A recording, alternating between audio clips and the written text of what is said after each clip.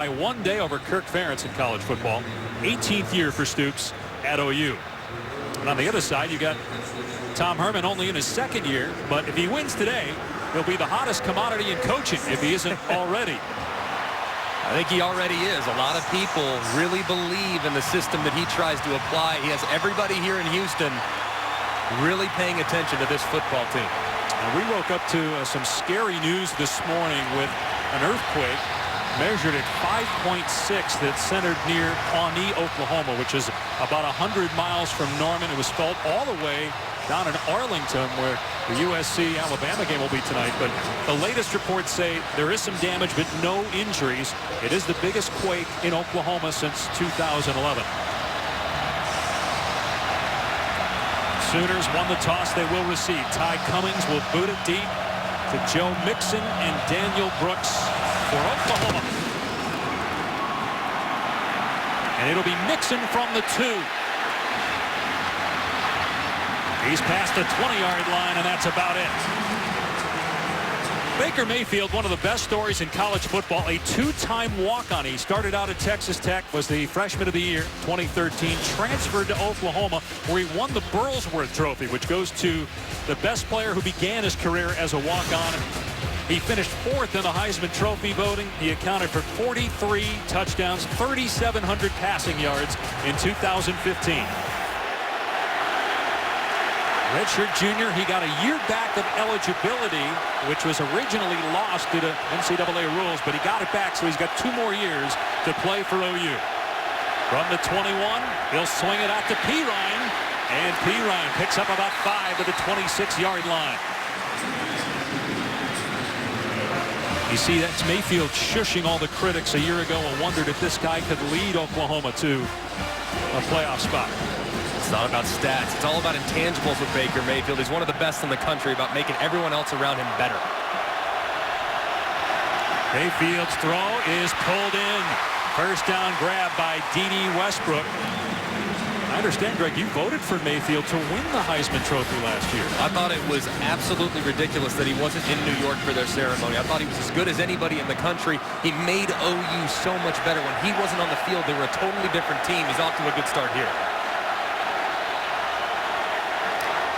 And a high snap. Mayfield does a good job. And he's going to get out of trouble across the 30-yard line. Mayfield past the 40 and slides to the 41. Wow. A brand new center being broken in, Jonathan Alvarez. He was a guard last year. He also has a talented freshman lining up in front of him, Ed Oliver. We'll get to him a little later. But Baker Mayfield, this is what he does. You just can't prepare for it. He can make something out of nothing. And he did it time and time again over the course of the season last year. You know, he's got some of that Johnny Manziel swagger, and he makes some plays like Manziel. Picked up 7 yards there when he should have lost 7.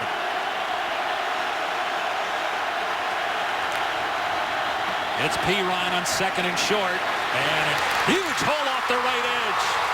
Pirine into Houston territory. Garrett Davis finally gets him down after a pickup of 15. It's the healthiest Pirine's ever been. He was banged up at the end of last year, still ran for a ton of yards, a ton of touchdowns, a lot of production. He's one of the best backs in the country, and I think him and Joe Mixon make up a 1-2 punch that everybody wishes they had. Think about it. He needs only 1,000 yards this year to break the Oklahoma rushing record. All the greats that have played here, Adrian Peterson, Billy Sims, Pirine, statistically will be the best by the time he's done. He's to the 40-yard line. 4 yards there. Matthew Adams brings him down. I think it's pretty safe to assume he will be, by season's end, Oklahoma's career-leading rusher. Like you said, 1,000 yards away. The way he's going and the way he looks and the way he practices, he might get there by about game 8 or 9. Coaches say he's a little bit faster this year. 235 pounds. Mayfield to Westbrook, and he's tripped up, but able to get close to the first down. They're going to spot him down at the 35, just short. So it'll be 3rd and 1 for the Sooners. And right here, thinking run play all the way, because you still probably are thinking 4th down, you're going to go for it anyways, even if you come up short. And Pirine able to get the first down. Driven back, but he did pick it up. When you look at this offense, fellas, Oklahoma, no Joe Mixon yet. In fact, he's coming in the game right now. It's been 36 Dimitri Flowers and Samaje Pirine. The intent to run the football is to get an undersized Houston defense to load the box, and that's why you're seeing these quick hitters out on the perimeter to get Oklahoma's skilled personnel in space right now. And Luke's Mixon complements Perine. Perine, big body, Mixon, smooth, elusive athlete. And here is Mixon at 6'1", 220, and he's got speed, and he's got a touchdown.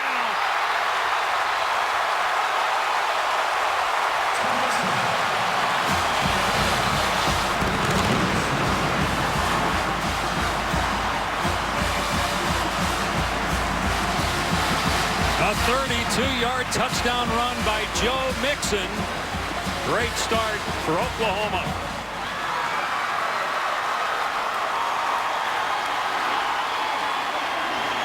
He had 7 rushing touchdowns last year. Now Austin Seibert makes it 7-0 OU.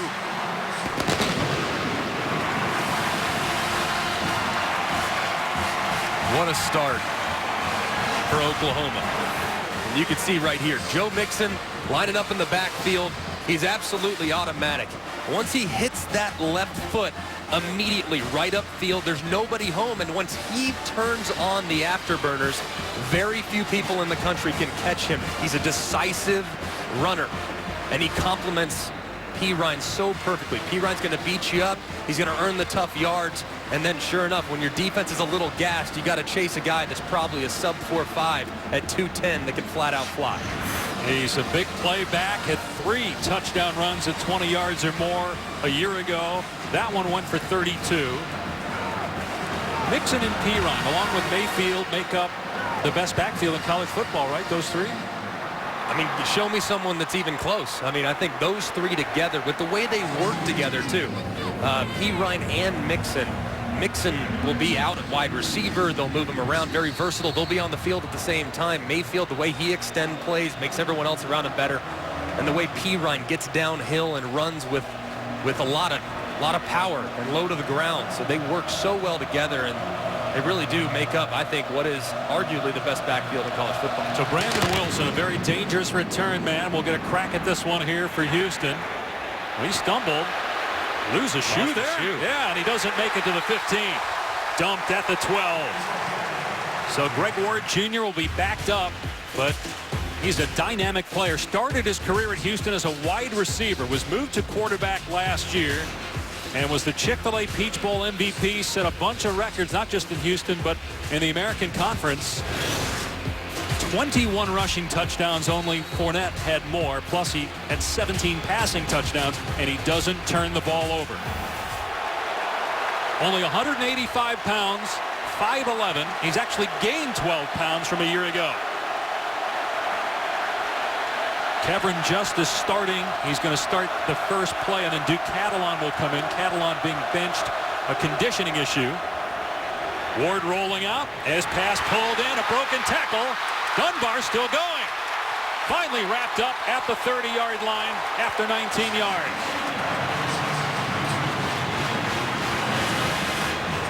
Ward, one of 2 quarterbacks last year to rush for 1,000 yards and pass for 2,000. The other guy was Deshaun Watson. Watson passed for 4,000.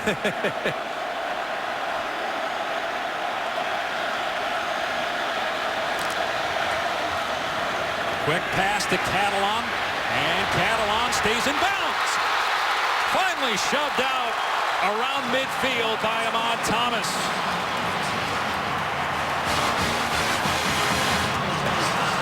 It's a great run by Catalon, but an even better block by Chance Allen, the Z receiver on the outside, locking up, holding him in DB for a long time. Nice work. Ward off play action, almost a one-handed grab. Linnell Bonner unable to hang on. 2nd down and 10. Ward is just so quick. It's so hard to simulate what he does at quarterback. Fortunately for OU, they have a player named Kyler Murray, who played at Texas A&M, all-world recruit a couple years ago, who is a little bit similar in stature and speed. So they are at least a little prepared for what Greg Ward can do to them with his legs. Tried to simulate him in practice. Here's Catalon, finds a running lane. Catalon inside the 40-yard line. Jordan Thomas and Ahmad Thomas on the tackle. Catalon, a Texas transfer. He verbaled before his junior year of high school. Ends up back here in Houston, his hometown. On first down, Ward drilled as he throws deep. Overshot Chance Allen. He took a lick, too, from Okoronkwo, but got the pass out there. And a good job of him staying in there, sticking with his progression. Knows he's going to get hit. Tough guy. Not the biggest guy in the world. Don't want to take a ton of those. But good job giving it at least a chance down the right-hand side. It looks like Oklahoma bringing some pressure early, trying to get Ward off his rhythm. Ward told us yesterday he's really improved as a passer and as a leader. He's a real quiet guy. Was pushed by the coaches to be more vocal, and he's done that.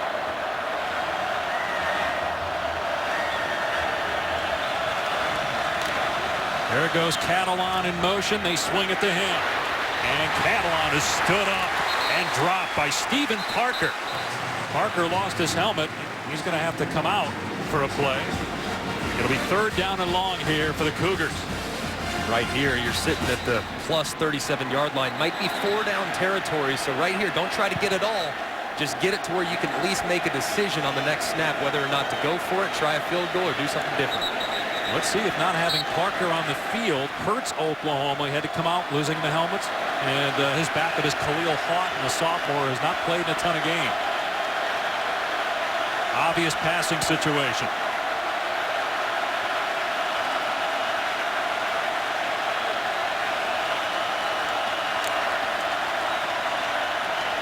Ward with time, airing it out, got a man! Broken up at the last second. Intended for Dunbar. Dakota Austin, and a late penalty flag thrown at the 14-yard line. Really late.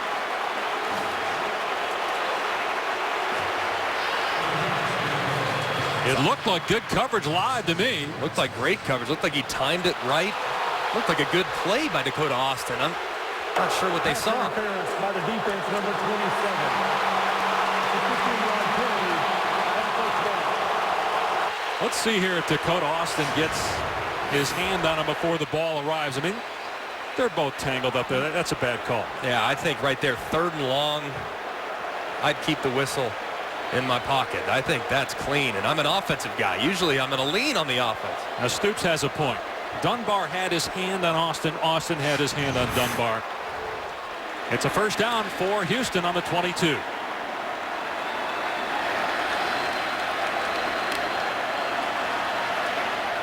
It's Catalan, and he's got no running room. Will Johnson there first. No gain.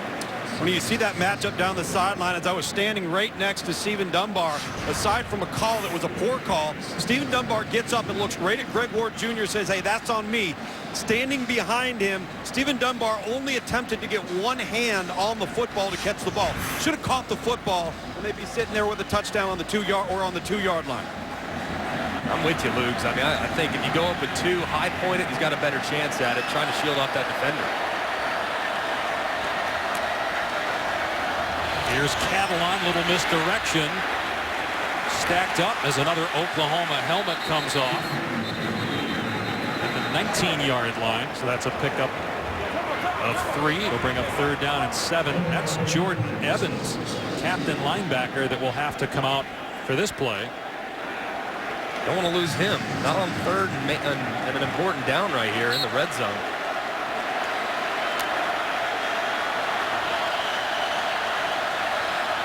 Great thing about having Ward at quarterback. He can go run or pass here because the ball in his hand, he's your best playmaker. So gives Major Apple at the OC everything in his playbook, even on third and long.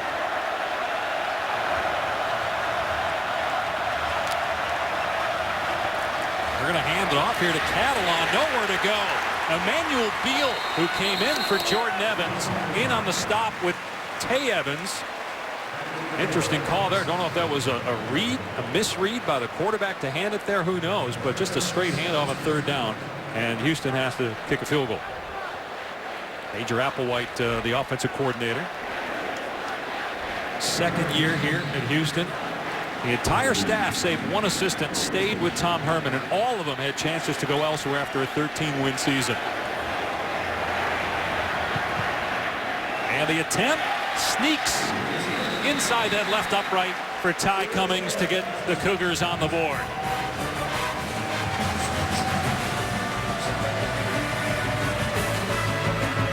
off a tough loss to this Houston team in the bowl game. No question about it. And then I'm also looking to Notre Dame and Texas. What does Charlie Strong and those Texas Longhorns bring to the table? And let's get a look at their quarterbacks. Deep kickoff, and it'll be a touchback. OU will start at the 25. Let's say hello to Cassidy Hubbard in the studio. Hello, Dave and Greg. Taco Bell studio update. Number 6, Ohio State hosting Bowling Green. J.T. Barrett, undisputed starter this season, but this isn't the start he wanted. Picked off on his first possession by Brandon Harris, 63 yards, but J.T. responded with a 47-yard TD pass on the next possession. All tallied up at 7. Dave, Greg? All right, Cassidy, 7-3. Oklahoma in front, and the Sooners with their second offensive series.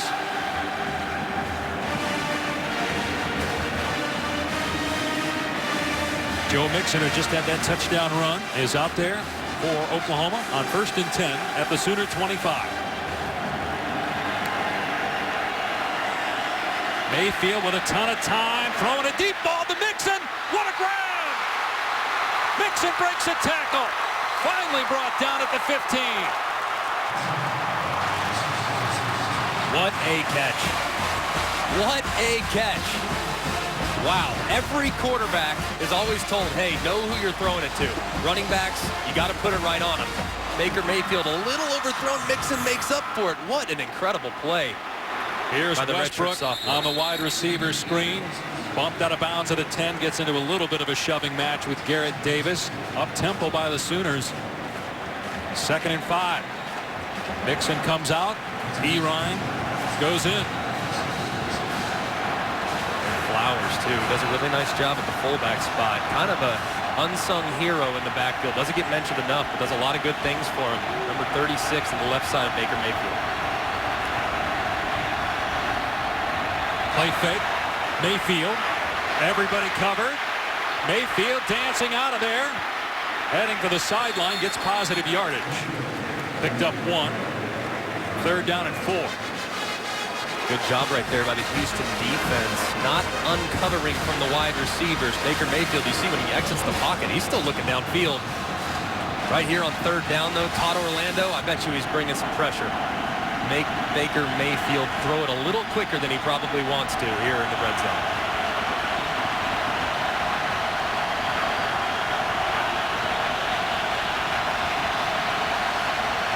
Keep an eye on that guy, number 10 for Houston, to get some push. At nose guard for the Cougars. They double him. Mayfield pumps, backs up, looking, steps up, takes off, and takes a shot. Wow, Matthew Adams pummels him. A 1-yard gain, but it's 4th down. Such a good job in the secondary. Such a good job by this inexperienced secondary. And then Baker Mayfield, look, he slid when he had a run a little earlier. These are the hits he has to avoid. He got dinged up a couple times last year. He needs to be a little smarter. I know it's 3rd down, trying to make a play, but he's too important, too valuable to this team to take hits like that on a regular basis. He missed games last year because of those shots. Seibert going to try a 25-yarder. And it's good.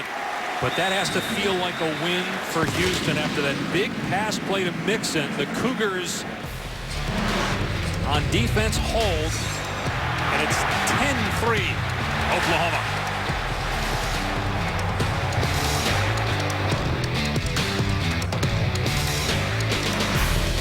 Tomorrow night, we are kicking off the greatest opening college football weekend ever here from Houston. We expect a lot of scoring. We've got it already, 10-3 midway through the first. Brandon Wilson is deep for the Cougars. And Wilson thought about taking a knee, and he won't even make it to the 10. Last time, he was brought down at the 12. Taylor with the stop for OU. Let's take a look at today's Good Hands play, brought to you by Allstate. And this is just an off-season of study. You can see the safeties dialed in. They're exiting and they're departing. They're getting off the hashes, which allows an awful lot of free space for Joe Mixon to squirt right up the middle. Absolutely runs right by the middle linebacker whose eyes are in the backfield because they're concerned about Baker Mayfield and his ability to run. You can't play man-to-man against Baker Mayfield. You have to play zone. Therefore, the linebackers get caught napping. There goes Joe Mixon right by him. What a catch by the running back. Got already 100 yards of total offense, Mixon. Houston backed up again, first down on the 7, and Catalan got drilled, but it was Ward keeping the ball. He got leveled as well. Tay Evans hit Ward, so Oklahoma didn't buy that fake. They hit both guys, the ball carrier and the guy that Ward faked it to. They worked that play a lot in practice. I'm not surprised that they had it dialed up. That is one that Houston has run an awful lot, and Clemson actually hit him with in the bowl game. The big 46-yard run by Deshaun Watson at the left-hand side. That was one of 2 losses last year for the Sooners. The other loss was against Texas. Second and 11. Ward from his 1 finds Catalan out in the flat, and Catalan gets rid of Will Johnson and picks up the first down. Big hit by Catalan out in space. They've run that wide route, the swing route by the running back 3 times now. Watch, I bet you Houston will do a little pump fake off of it at some point. Quarterback run, and Ward dropped at the 24-yard line. No, Greg, you made reference to Kyler Murray and his transfer to Oklahoma and what he's meant to the preparation of this Houston offense, because he's the same style of player, that same explosiveness and same speed. And so when you're practicing against that, that is how Oklahoma has prepared. And so far, they have been dialed in, have not had gaping wide holes within their front. They've really been dialed in for Mike Stoops. Stephen Parker banged up. And Greg and Tom will discuss that more when we come back. 10-3 Oklahoma.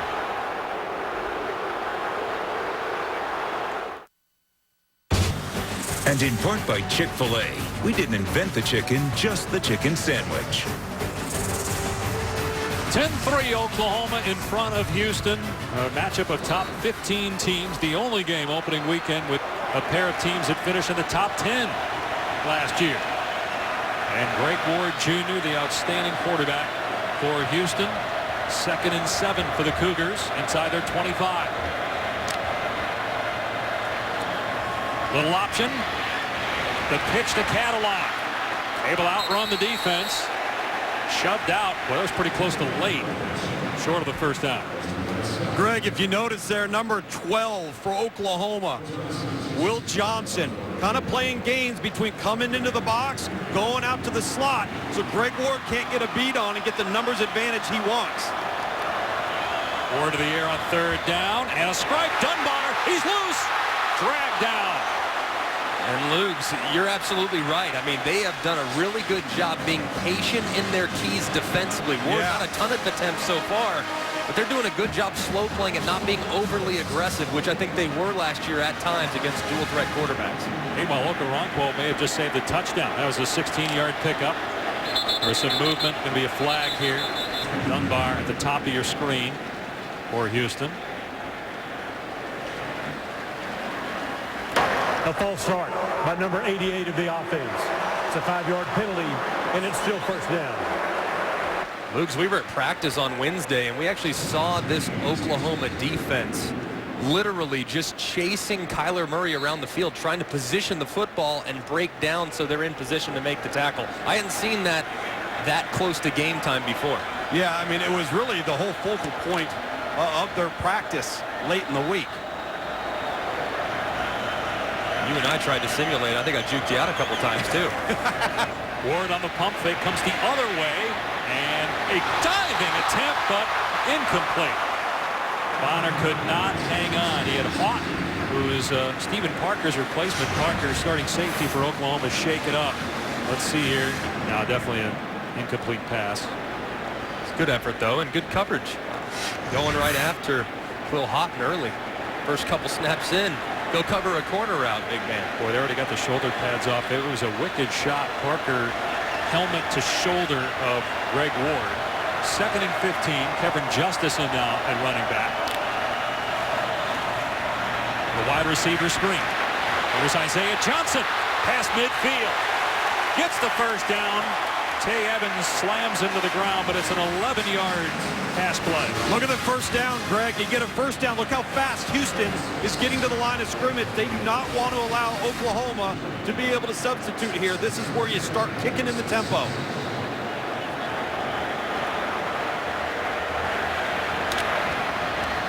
From the OU 46. Greg Ward doing a lot more of this year than we saw last year. They give him a lot more freedom. Oklahoma bringing a blitz. Ward gets back to the line of scrimmage, brought down by Jordan Evans. Third and long. Second and long, excuse me. Second and long. You have everything here. Lugs, I mean, we haven't seen a quarterback draw yet from Greg Ward. That's something they run all the time, a lead draw. At some point, you got to assume that's going to be dialed up by Major Applewhite, the Houston offensive coordinator. How'd you like that little formation? They shifted it. Stack. I like it. Literally about a foot from each other. That's another quarterback back there, De'Aaron King. And there's two quarterbacks running the option. Ward keeps it, brought down at the 41. So he gets a chunk, bring up a third 5 or 6 here. King was a quarterback, signed as a QB. He's got to play wide receiver right now because they don't have a lot of depth there. He's quick though, man. Lugs, you liked him a lot. I know when he was coming out. So explosive. The noise is kicking up down here now, guys. Big third down here. Houston with a little momentum after holding the Sooners to a field goal.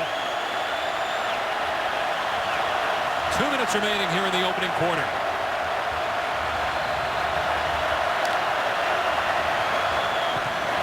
Ward with time, got single coverage, and the pass is juggled and caught. Dunbar with the grab inside the 10.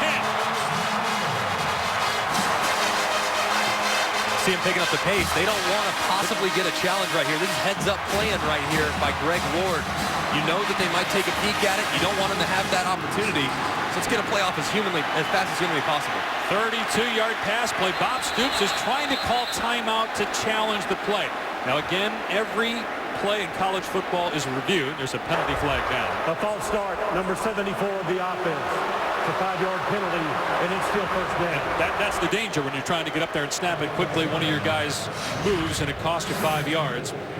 Stoops was calling timeout to try to challenge that. Let's see if our pylon can show us whether this was a catch. I think that's a grab. Yeah, it looks clean to me. It's just that nose of the football. Does it touch the ground as he's going to the ground? And does he just secure it? Does the ball move at all? And it can move a little bit as long as you don't lose possession. It can hit the ball. Yeah, it's clean. Here we go. Catalan. Good run by Catalan between the tackles. Gets inside the 10.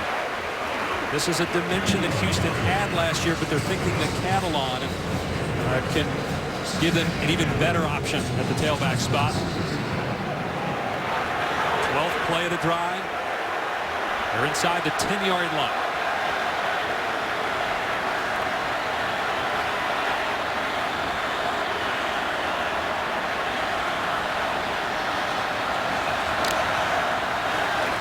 Ward back to throw. Moving to his left and throws it away. A smart play there by Ward. Nothing there. Very smart. Give yourself an opportunity on third down. Don't make a bad play worse. Lugs, this Houston offense, they gain a ton of yards, and they're just as good in the red zone. Really excelled there last year. You know, you talk about all the stats that everybody wants to follow. They care about 2 stats here on offense. Third down conversion and red zone production. That's why this drive's so critical, down by 7. Welcome to 2016. It's all about tempo offenses and bend, don't break defensively. Third and goal. Design quarterback run for Ward, and he's dropped at the line of scrimmage. It's interesting, twice they get down there. The first time they do a straight handoff. The second time a design quarterback run. Very conservative in the red zone to get points on both drives. Do you agree with that? Those plays have been effective for this Houston team before, but right now a lot of their success is on the perimeter. The bubble screen, some of the quick throws to the outside. They haven't had a ton of success inside just yet. I think they're trying to get comfortable and get into the flow of the game. But I'm good with the play call because you're still going to get an opportunity to kick a field goal, and you're not going to potentially make a mistake by throwing it into coverage. So that's the end of the first quarter. Houston will attempt a field goal when we come back. 10-3, Oklahoma after 1. You're watching the American Conference on ABC. The Houston Cougars who represented the group of 5 in the New Year's 6 Bowl last year, beat Florida State to win 13 games. They finished 8th. They're 15th to start 2016. They've looked good so far, but stopped twice in the red zone, had to settle for field goal attempts. This will be a 27-yard try by Ty Cummings. He only had 8 attempts all of last year. It's the second one of this game. And that one just sneaks inside the right upright. Now let's go inside Houston on its week leading up to the game today's AT&T Inside Access. When you're around Tom Herman and his program, there's going to be fun, win or lose. And it's been a lot of winning, but guys playing wiffle ball the other day. Every day. Every day. How about the this? guys look forward to going up and getting there. 2 GAs. This is Nick Saban had you guys do this, right? Not a lot. No, not a lot. But I love this. I mean, on Easter, you see 2 guys dressed as the Easter Bunny. A couple GAs. Get pretty competitive. A little feisty. I imagine there were some bragging rights on the line there. What do you think, Pash? Look at Todd Orlando. He loves it. Former Big Ten linebacker getting fired up. And Luke, we talked with Tom Herman yesterday, and again, he lost just one coach who got a better opportunity. Todd Orlando had a chance to go to Wisconsin. He turned that down. Major Applewhite had some opportunities.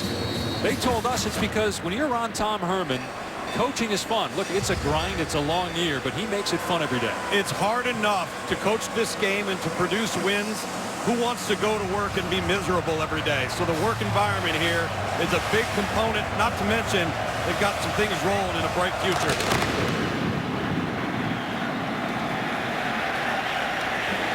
It'll be a touchback. OU starts at the 25. Here's Cassidy. Thanks, NHTSA opening weekend studio update. Number 7 Michigan hosting Hawaii over on ESPN. Jake Butt with his 17th consecutive game with a reception, and this one ends with a reach and dive for the touchdown. Now up 21-0 over on ESPN, guys. Greg, everybody's on the Michigan bandwagon, thinking they're going to win the Big Ten. Are you, or are you looking at Ohio State as the favorite going into the year? I'm leaning towards the Buckeyes. I know that game's in Columbus at the end of the year. I look at how that team finished. I know they lost so many high-quality players, but the way Urban Meyer's recruited and the culture he's built, it seems like every year they're going to be in the conversation around the college football playoff. People are talking about Mayfield, Deshaun Watson as quarterbacks that'll be in the Heisman discussion. Don't sleep on J.T. Barrett. A couple years ago, was the Big Ten Offensive Player of the Year until he got hurt against Michigan, and then Cardale Jones goes in and wins him a national championship. Well, and it's his show, it's his locker room, and there's no looking over the shoulder. Trust me, Ohio State still has the best players in the Big Ten, and I agree that quarterback could be a dark horse if they go on a run. Oklahoma starting this drive on its 25-yard line. And it's a pass play. It's P-Line out of the backfield. Oh, what a shot he took. Garrett Davis, and that's a big dude that you are somehow getting to the ground at 235 and P-Ryan. Squaring them up, man. I'll tell you what, this Houston team, sometimes group of 5 teams don't look quite as impressive physically. That's not the case for the Houston Cougars. When you go and watch them practice, they have guys all over the field that look like big-time program players, one of which is their nose tackle. And P-Ryan with the, you're talking about Ed Oliver, P-Ryan with the left shoulder that he's favoring after getting drilled by Garrett Davis. So Mixon is in the game, along with Daniel Brooks right now for Oklahoma. And here is Brooks trying to get outside. Wrapped up and dropped. Brandon Wilson in run support, along with Stephen Taylor, an excellent player, an inside linebacker for the Cougars. It's unfortunate. Oklahoma's third-string running back, Rodney Anderson, he actually is going to miss the season with a neck injury.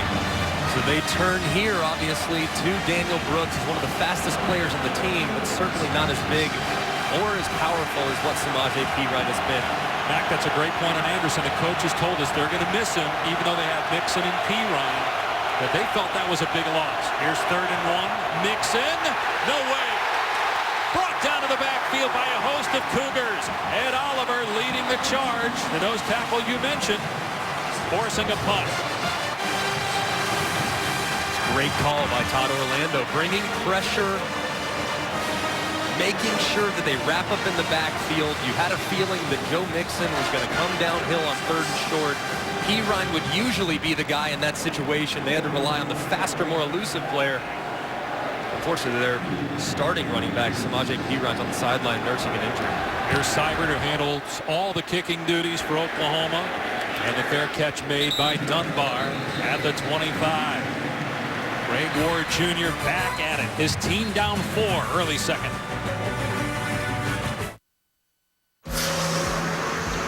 Today's the day. 6 game last year, and they've done a good job against the run, save that one long touchdown run by Mixon.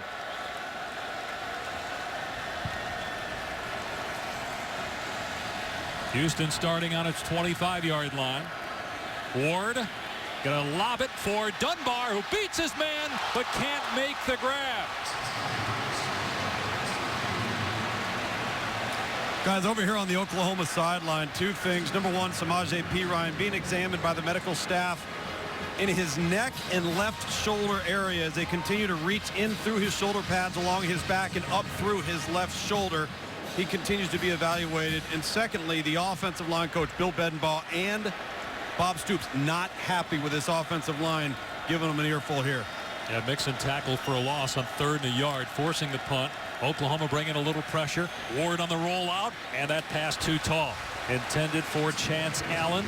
It's 3rd and 10. Here's what Tom was talking about during the break.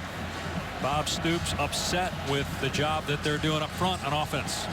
Yeah, I don't blame him. I mean, right now, especially on 3rd and 1, Oklahoma, they're running a downhill play.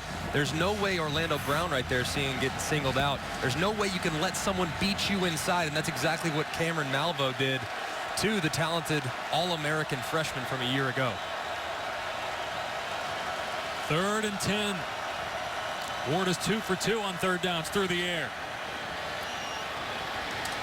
Great adjustment, and Bonner able to pull it in. We have seen some terrific catches here in the first half.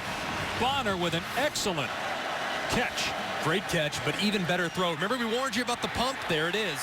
Back shoulder throw. It is absolutely impossible to cover. Excellent accuracy on display outside the numbers by Greg Ward. It's an area in which he's tried to improve over the offseason. Man, I don't think he's even close how much better of a passer he is and what we've seen in this game as to what we saw in the Peach Bowl last year. They run Cattle on here. He's hog-tied after a gain of about 3 yards. Tackle made by Austin Roberts. A couple of yards there on 1st and 10. Kind of interesting, not a ton of tempo right here. Houston, usually after a first down, they are a million miles an hour. Trying to get the right play called here, I think Major Rappawhite's doing. So playing a little bit slower, making sure they have the correct play ready to roll. Here's Ward on 2nd and 8. Rolling out. Both levels covered. And Ward, as a flag flies, still completes the pass as Bonner was in bounds when he caught it. Flag was thrown in the secondary. Looked like we might actually have something at the line of scrimmage. I saw one of the offensive linemen dive towards a defensive lineman's leg when he was engaged. We'll see if that was the call. You check that. That was a towel that was thrown in the secondary. The flag is thrown in the line of scrimmage. A block below the waist by number 69 of the offense. It's a 15-yard penalty, and it's still 2nd down. And they've had some costly penalties. That one, they had the false start on 1st and goal inside the Oklahoma 10 earlier. Yeah, and you can see right here, 69, the center, Will Noble. He's an experienced player. You can't make this mistake. He's running. He doesn't see anybody. Hey, let's take a chance at somebody down below. Make sure we give our quarterback a little extra time. I understand the intent was trying to keep your quarterback upright, but when that player's engaged, you can't go below the waist. Good job by the officials calling it and penalizing the Cougars. So that makes it 2nd and 23 at the Houston 31-yard line.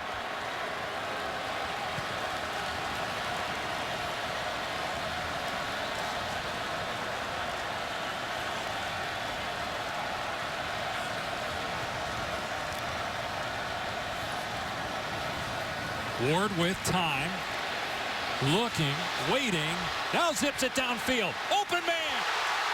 It's caught inside the 30 by Johnson. Ward with a strike, and Johnson kept moving, finally shook the defender. And it's a gain of 45 yards. Tempo, tempo, tempo. They don't want to let Oklahoma substitute. Here they come in the red zone. Ward rolls left and dumps it off to Bonner. Scoots out at the 14-yard line, right at the 1st down marker. So Houston in the red zone, Greg, the last 2 times they were down here. Now they got 3rd down. They stayed conservative. Let's keep an eye on the play calling here.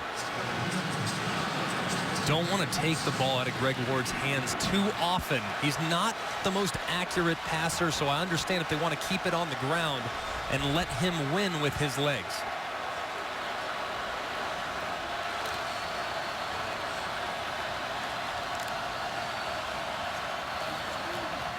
Ward. Oh, Catalon wide open. An easy touchdown. Houston leads.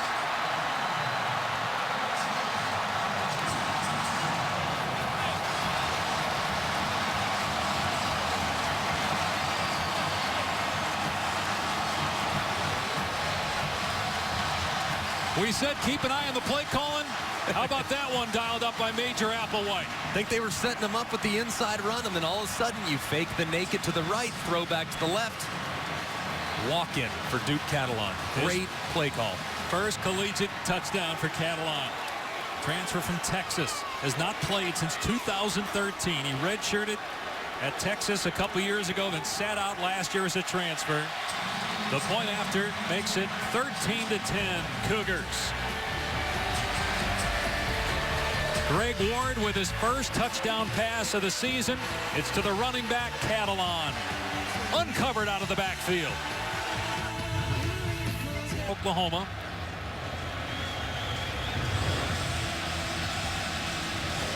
Greg Ward Jr., 4 of 6 passing, 73 yards on that drive.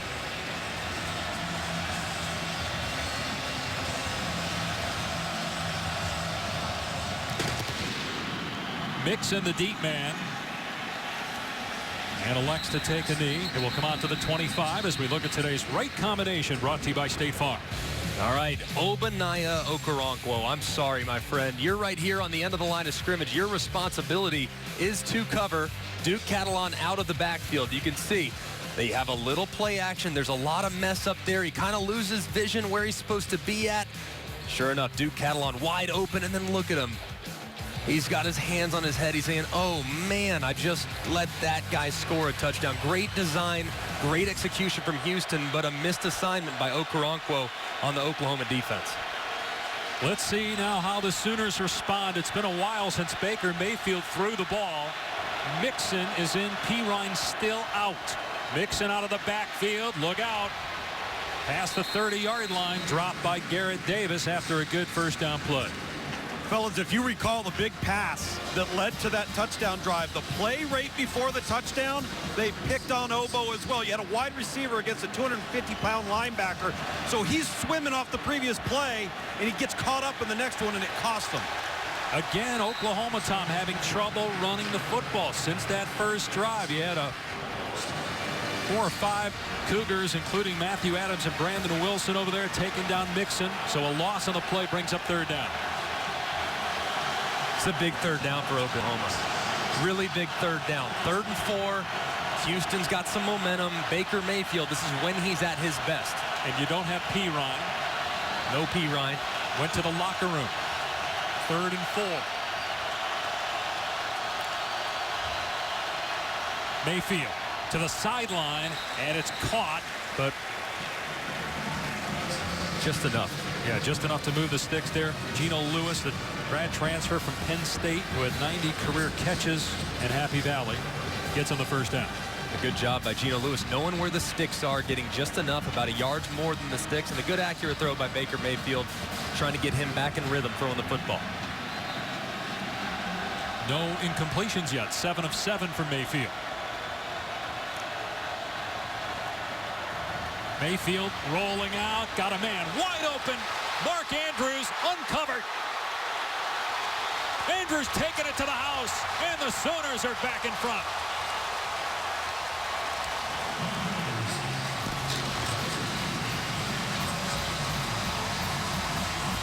Talk about great play calls. I'll say. Lincoln Riley comes back with that, a 64-yard touchdown. He said, Major Applewhite, you're a great offensive coordinator, but I am the reigning Broyles Award winner.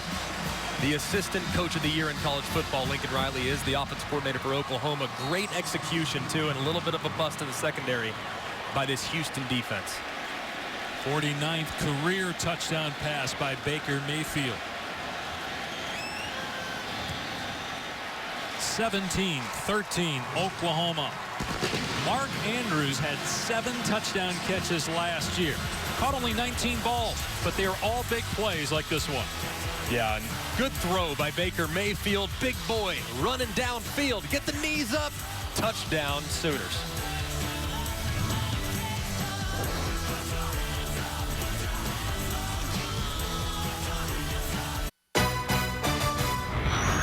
The AdvoCare Texas Kickoff, presented by Walmart. Save money, live better. And in part by Nissan. Pacific Life, helping generations of families achieve long-term financial security for over 145 years. And Shop Field & Stream, where traditions begin. This game so highly anticipated since Oklahoma went to the playoff and Houston made it to a New Year's Six game, and it has not disappointed. Oklahoma signed on to play Houston a couple of years ago. The Cougars weren't very good at that time. So you look at Oklahoma's schedule. You get this in 2 weeks. They got Ohio State, then at TCU. They have a 4-point lead here midway through the second quarter. Cougars will start on their 25. Let's go back to this touchdown. Defensive call is a little nickel will. Mike blitz. It's a great job by Flowers getting after it. And then you see Andrews just sneaking right over the top. And there's nobody there. That's a vacated zone on the left-hand side. Like you see 36, great job sealing the edge. Baker expanding, playing with speed, and there's nobody home. It's just a great execution by the Oklahoma offense, and just an unfortunate call for the Houston defense. Would have liked to have the free safety a little over the top, but he's responsible far side. That's a really difficult thing, and a great job by Mayfield capitalizing and regaining some of that momentum. Did you see Mayfield sprinting downfield? I mean, he beat several defenders on Houston downfield just so he could celebrate with Andrews. He almost beat Andrews downfield. He was going, man. So Houston back on offense from the 25.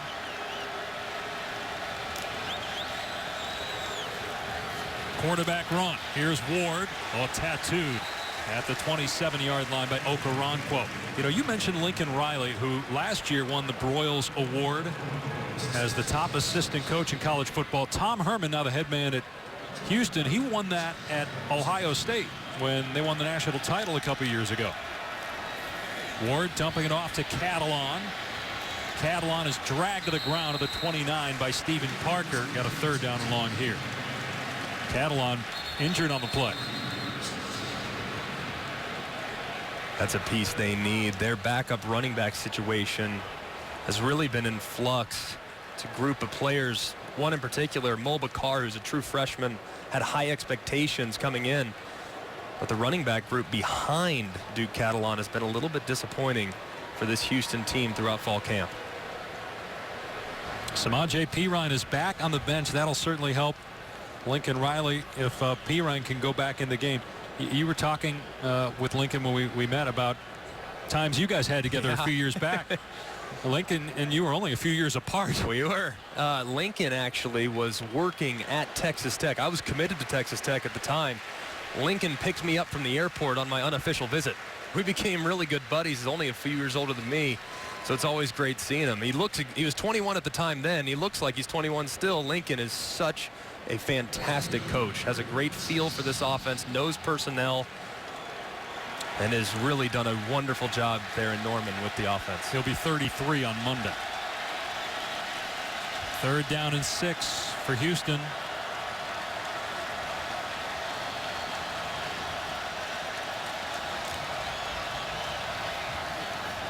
Time to throw for Ward. Time to run for Ward. Picks up the first down to the 40-yard line. Catalon still on the Houston bench. Ward rushed for over 1,000 yards last year. He's going to throw it here to Dunbar. He's got some blockers. Dunbar thrown out of bounds by Cobb. There's a flag, and there should be a flag. He was clearly out of bounds. True freshman Parrish Cobb, instead of letting him go, threw him. And that's going to be 15 yards. Can't have that mistake right there. Parrish Cobb's about to get an earful. And Bob Stoops A personal foul by number 4 of the defense. The penalty is 15 yards, and it's an automatic first down. Bob Stoops was all over Parrish Cobb. Remember, Zach Sanchez, now in the NFL, we think, although he got released according to reports today after being drafted. But, you know, Sanchez was their guy last year. He's gone. They got a lot of young players in the secondary, including Cobb. Big mistake. Ball on the 37.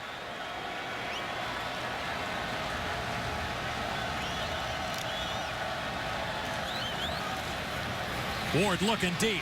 Airing it out for Dunbar. Incomplete. They went right at Cobb. Pass was too high.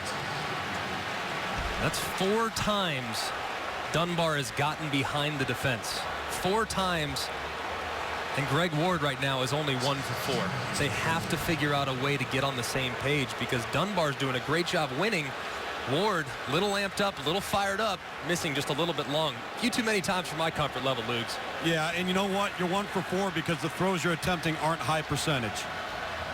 Yeah, the one completion was a great catch by Dunbar. Play fake for Ward. Pressure coming. Ward keeps the play alive. Now sends it over the middle, and it's incomplete. And boy, he had Allen open. He just didn't have the arm strength to get it there. 3rd and 10. Greg, I think that this Oklahoma defense has been as well prepared as you can possibly be. They have not over-pursued. They have not been overly aggressive. They have been very cautiously optimistic in their pursuit efforts, and that's why you haven't seen Greg Ward rip off huge chunks of yardage. Yeah, with the exception of the throwback to Catalan, they have been dialed in. You got to give Mike Stoops, the defensive coordinator, a lot of credit. Catalan back in the game. You'd think Houston's in 4-down territory. They love to go for it on 4th down. Here's Ward to Dunbar. Back shoulder throw. Dunbar jukes a defender. Now he stepped out. Dunbar stepped out of bounds at the 12-yard line. Again, they target Parrish Cobb, the true freshman. Greg Ward says, I've missed you deep. Let me throw you on the back shoulder. If we can't hit the long one over the top, let me hold you up, throw you away, throw you open. Great job. And clearly out of bounds. Great throw. Wow. Greg Ward is a different type of player this year throwing the football. Night and day, Greg. Night and day from last year. That's what Tom Herman told us. Sometimes coaches say that, but he's all over it. He is. 1st down at the 12. Ward in trouble. Big trouble. Swallowed at the 21-yard line. Charles Walker got pressure for OU. Charles Walker, Will Johnson, Stephen Parker, you name it. Not a very good job on the perimeter by these Houston wide receivers. Usually so good blocking. Right there, couldn't hold up long enough, and it results in a negative play in the red zone. There's Mike Stoops, Bob's brother. One-time head coach at Arizona, D-coordinator here at Oklahoma. 2nd down and 18 after that 8-yard loss. Here's Catalan. It's a reverse. With an additional pass. And Ward. He's got him. Down the sideline. Catalan. Knocked out of bounds inside the 10. Get a big chunk of it that. There is a penalty marker down. Somebody may have been downfield for Houston. You see that often in those kind of plays. There's also a penalty marker in the backfield. So 2 flags on the play. Usually you play that long. Offensive linemen, their internal clock just can't stay back that far. I bet you this is an offensive lineman downfield. There are 2 fouls on the play. And then eligible downfield by number 51 of the offense. A personal foul roughing the passer by number 26 of the defense. Those penalties offset. Replay the down. Another penalty by Oklahoma. That's big. That would have been 3rd and long. Yeah, and you can see Natai Rogers. He's way downfield, about 6 yards, trying to get back. If you want to take a peek at him right there, he is well beyond the 3-yard window. Trying to get back, running back, just not able to get back fast enough before the ball's left go. He's his first start. JUCO player trying to figure it out. And then Jordan Evans, what are you doing? If you're him, why are you pushing the quarterback in the back? It's 3rd and 30 if you don't do that. Unnecessary. Instead, the penalties offset. Quarterback run. Ward making defenders miss in the hole. Gets to the 15-yard line. So he got 5 yards back. Evans on the stop. 3rd down and about 13 coming up. They've been conservative in the 3rd down red zone area. We've seen a couple of runs. We saw Greg Ward on an internal run, a sweep. I would assume right here they'll probably try to play it a little conservative as well. That's been the way they've done things so far up to this point. Maybe they break the mold here. But I would assume quarterback draw on 3rd and long. Hopefully Greg Ward can make a guy miss or two. They go 5 wide. That spreads out the Oklahoma defense. You see it there. Only 5 guys in the box. Ward's going to throw. Airing it out. End zone. Overshot. Chance Allen. Going against Jordan Thomas. Outstanding corner for Oklahoma. But they took the shot there. Here comes the field goal team. Yeah, and there's nothing wrong with that. You got one-on-one coverage on the outside. Your best receiver, Chance Allen, against their best corner, Jordan Thomas. Got to take your chances and give him one. If you're Greg Ward, just a little high and outside, you'd like to have that one back. So here's a guy that kicked all of 8 times last year, and this is his 3rd field goal try of the first half. 34 yards. And he's 3 for 3. 1-point gain, 4.5 remaining. If you remember the discussion, Interesting. I thought it was Bob Stoops. That is incorrect. Huh. Stoops was an assistant at Florida, didn't win the Broyles Award. Won his national championship at Oklahoma in 2000. I think I have an idea, but I'm certainly not guaranteeing that it's correct. Cummings angling that kickoff, forcing a touchback. Oklahoma will start on the 25. Well, last year, Houston coach Tom Herman told his team that if they won the conference, he would get a grill. There is Houston rapper Paul Wall and grill aficionado Johnny Dang. And he did it. There it is. Yeah. He got fitted for it. David Pollock said no way Houston would beat Florida State last year. He was wrong. Is that a grill or are those looks like Edgerrin James teeth that Pollock? He's got to eat some crow while he's got that grill in. I actually, as a token of good faith, working with you now this year, I wanted to give you a grill for yourself. I appreciate it. You can use that whenever it is that you deem fit. I think that's very nice. Probably do it when I'm home alone. Fair enough. Rather than on camera. Samaje Perine is back in the game.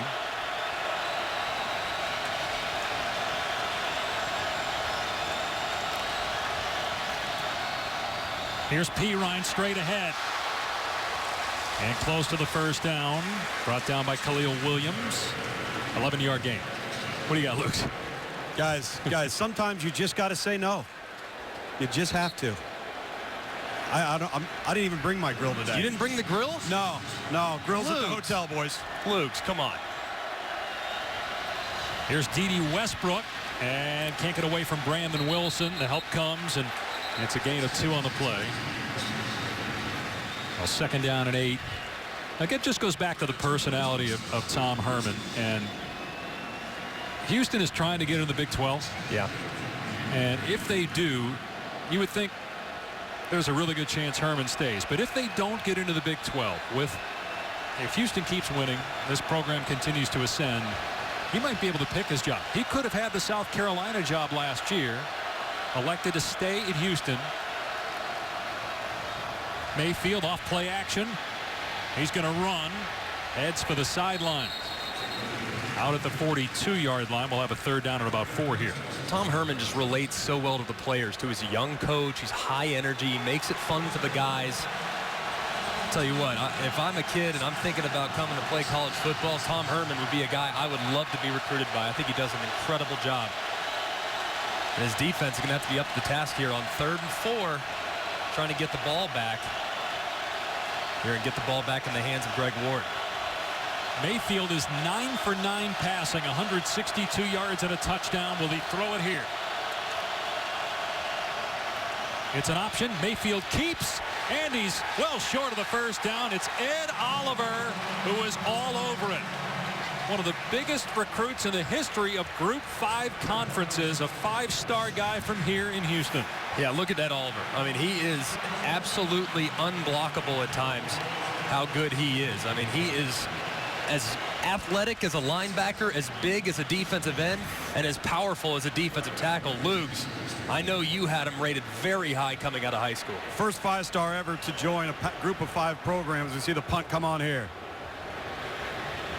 Good punt by Seibert, and the fair catch inside the 10 by Stephen Dunbar. 50-yard punt. Let's go back to Oliver. Tom, when you watched him in high school, did you think that he would pick Houston? I didn't, and I'll tell you why. It was because it was such an early verbal commitment. This wasn't a guy that, went through the process and then boom, all of a sudden in January or leading up to signing day, chose Houston. He chose Houston early in the process. So if you're Tom Herman, that's like having a 500-pound marlin on the line, but he's 500 yards away. And for them to be able to pull that off, and the signal it sent and the ripple effect it had for Houston, this program, the enhanced perception, I think it's invaluable. This is one of the most dominant defensive players in all the country a year ago. And I'll tell you, what we just saw right there wasn't just great skill, it was a great motor. Tough for true freshmen to have that. Terrific player, hard worker. But Houston inside the 10 here, nearing 2 minutes to go. And Duke Catalan goes nowhere. Let's see if Bob Stoops calls a timeout. Little extracurricular activity. He's going to let the clock run here. Both teams have 3 timeouts.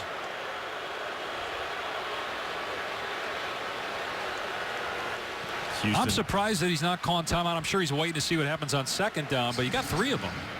Yeah, but I think also with the way this Oklahoma offense operates, you don't need a ton of time. You'd rather have your offense on the field with timeouts in tow. Ward pitches it at the last second to Catalan, and Catalan has a 1st down and more. That's why Stoops didn't call timeout.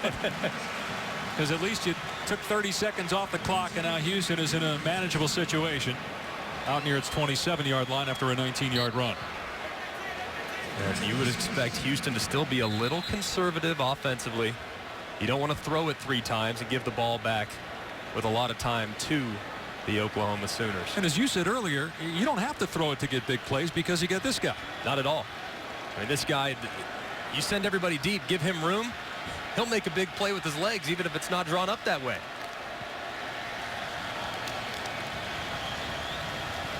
Ward back to throw. Has time, in trouble. Moving around, and now throws it away. Jordan Wade was chasing along with Charles Walker. Remember, Oklahoma, we talked about losing Zach Sanchez, Eric Stryker, Charles Tapper. Those guys are gone. They lost 4 starters on the defense who were first-team all Big 12. They got some good guys behind them, but they got guys for sure, but they do miss Dominique Alexander, Devontae Bond. That linebacker core last year was as athletic as I've ever seen at Oklahoma.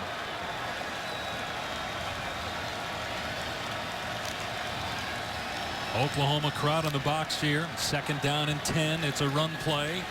Ward, and they just don't have the numbers there. Catalan dropped for a loss. Well defended by the Sooners. Ahmad Thomas was a 2nd-team all Big 12 last year and a team captain this year. You could see Oklahoma getting some fresh bodies out there too. They're close to the Oklahoma sideline. You have the defensive lineman ready to go out there, and sure enough, Matthew Romar, 92, fresh legs on 3rd and long, an important down for the Oklahoma Sooners to get a stop and get their offense a chance to steal some points. Next snap will come inside a minute to go here in the half. Ward has been spectacular on 3rd down today.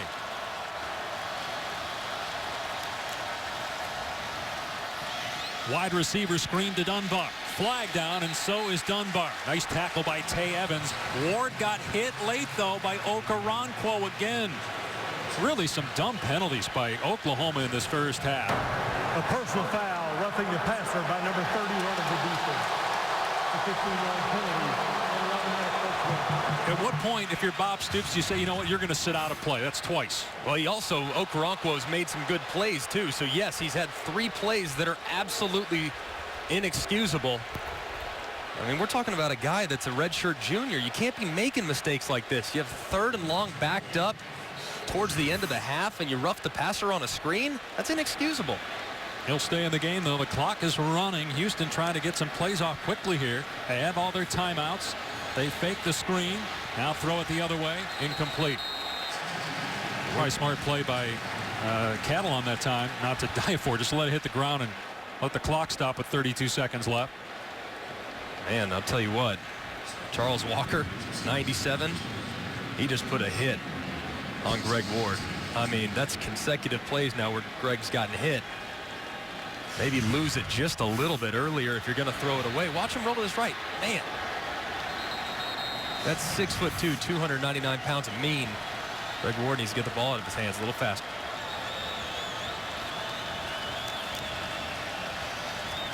Ward on 2nd down and 10. Slides up. Pass over the middle is caught. And now they're saying the ball came out. Bonner never controlled it. He lost the ball. That would have put the football inside the Oklahoma 45 with 24 seconds left. Instead, it's 3rd down and 10. Let's take another peek at it. That ball was nose down, diving just a little bit. You see it, though, squeaking out right underneath the right elbow. Yeah, ball comes out. Linnell Bonner. It's a tough catch, though. When that ball's sinking, it's hard for a wide receiver to go down and grab it if it's coming with that much velocity.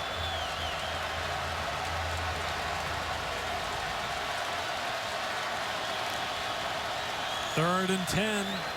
Ward running around, being chased by everybody on the Sooners defense. Ward gets out of there, throws it downfield. It's caught as he inbounds. Yes! Wow. Bonner with a grab inside the 45. The clock is running. The clock should have stopped. It's a 1st down. Nobody's caught the fact that the clock is running. Wow, what a catch. Wow. A timeout is called. There was 6 seconds that came off the clock that should not have, though. Clock stops on a 1st down, and Tom Herman is pointing, saying, you guys missed that. They'll correct it here. Go to the monitor. Houston calls their first timeout of the half. It's a 30-second timeout. That's the catch of the weekend, and we still got 25 games to go. I don't know that anybody's going to have a better catch than that. I'm telling you, I wouldn't be shocked if Greg Ward was throwing that ball away. I mean, that is unbelievable, the extension. Wow. Look at that. Great awareness. Look at his left foot. I mean, he's got 3 good inches inside the white stripe. Incredible effort. He was parallel to the ground with his foot on the ground when he caught the ball, Tom. Greg, I was literally standing on the sideline, play side right behind Greg. When he threw that, you could tell he saw him coming back. And what do you do when you're scrambling quarterback? If you're the deep receiver, you come back. Yes. If you're the short receiver, you take off. What I was most impressed with is he intended to give that guy a chance, but he put the ball only where his guy could get it. And if it's incomplete, so be it. You line up and play the next down. Gave his guy a chance to make the play. They put 4 seconds back on the clock. So we're at 18 seconds. Houston's got 2 timeouts left. Ball at the Oklahoma 42. What a catch. Take it forward, though.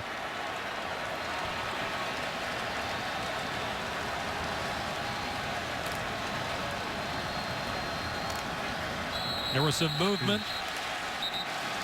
A penalty flag. False start. A false start by number 51 of the offense.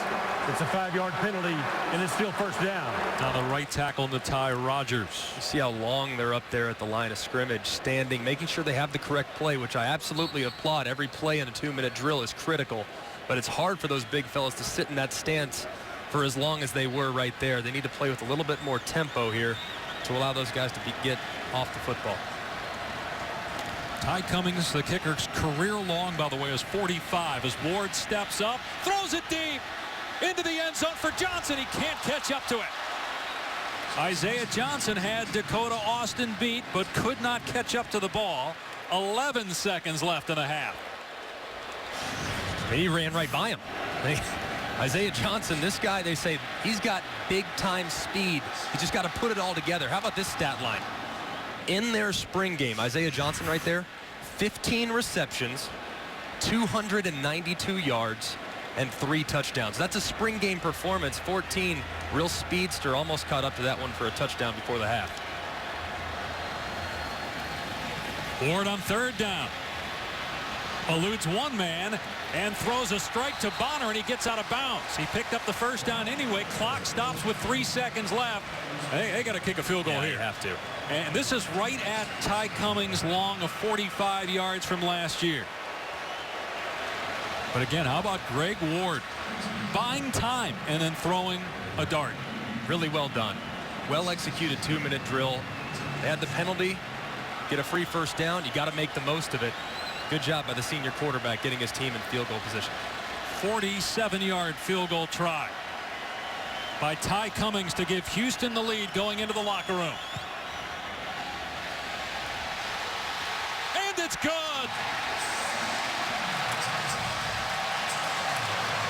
A perfect half for Ty Cummings. 4 of 4 on field goals.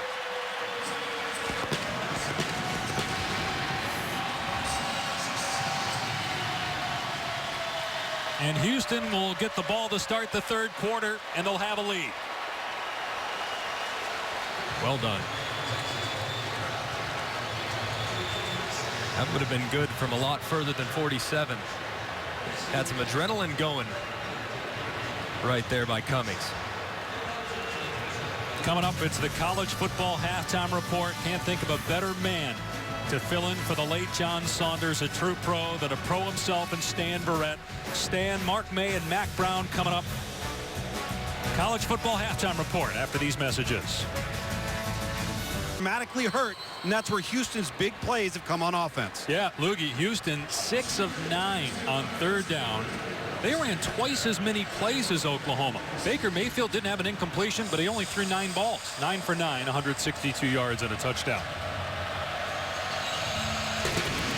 Houston will start the 2nd half with the football. Brandon Wilson finds a running lane. Wilson all the way to the 37-yard line. Time now for our Pacific Life game summary. Some 1st half highlights from the quarterbacks. Both guys have been outstanding. You see Baker Mayfield right now getting outside, throwing it down the field. A little bit of a bust in coverage. Mark Andrews, the big tight end, rumbling, stumbling for the touchdown. And then Greg Ward keeping plays alive, being accurate with the football, and being decisive in the run game. You'd like to see his run numbers go up in the 2nd half, but both guys have been off the charts to start the season. 9 carries for Ward, 16 yards. Catalan had 64 rushing yards and had a receiving touchdown. And here is Catalan on 1st down. And he is wrestled by Matt Diamond to the ground. A loss of 1 on the play. Good job up front by the senior from nearby Katy, Texas. I always think the first drive of the 3rd quarter is one of the most important of the entire game. It shows you the adjustments you made at halftime. Catalan again into a wall of Sooners at the point of attack. 3rd and long coming up here for Houston. Big 3rd down right here early on. Greg Ward, they've never been afraid to call a run play, even on 3rd and long right here. But today the choice has been to throw the ball down the field. Let's see if they find number 88 down here at the bottom of the screen, one-on-one against number 7. He's liked that matchup so far today. Yeah, Dunbar, 6 catches already, 103 yards. They had a true freshman on him earlier, but as you said, it's Jordan Thomas. All Big 12 corner on Dunbar here at the bottom of the screen. Play clock down to 4. They go empty. Ward in trouble in the pocket, and this time they got him. It's Jordan Wade. That is no easy task to get Greg Ward to the ground, despite the fact he's a $185. Yeah, you see Greg Ward eyes immediately down here to his left. He was looking for Dunbar on the go route. Good job by Jordan Wade, 6'3", 310, wrapping up the very difficult to defend quarterback for Houston. So Dane Roy, a 27-year-old punter, when he was coming over after he agreed to play at Houston, he was FaceTiming his special teams coach with a cocktail in his hand. You knew that when you're 27. At 27. It's a very interesting story. And the fair catch made at the 27-yard line. You saw the graphic, former ice cream salesman. Yeah. He won the punt passing kick essentially for the entire country of Australia. It's our continent of Australia. I mean, former ice cream salesman. It's classic, though. He was working on some onside kick and obviously a deep Australian accent when he was readying the kickoff team. Okay, mate, go. It was classic. When he was there, you could hear it from a mile away. He's been very popular in the locker room so far. The best part about him, there is no attempt to turn the ball over and kick a spiral. Z-ball, kickball, hit it as far as you can, Luke's. He does not care. You're right. Oklahoma with decent starting field position. First down to the 28-yard line. Mayfield moves around in the pocket. Going deep. Westbrook broken up, but a flag. Jeremy Winchester, who's Houston's best corner, according to the coaches. Hard to tell if he didn't get his head around or what, but he made contact before the ball arrived with D.D. Westbrook. Pass interference by number 24 of the defense. It's a 15-yard penalty and an automatic first down. Scramble drill right there. Yeah, he tries to get his head around, just makes contact too early. That's a good call by the officials and a fresh set of downs for the Sooners. Yep. So still no incompletions for Baker Mayfield in this game. Picking up right where he left off at the end of the 2015 season. He really looks in control of Lincoln Riley's offense. He was 4th in the country in completion percentage last year.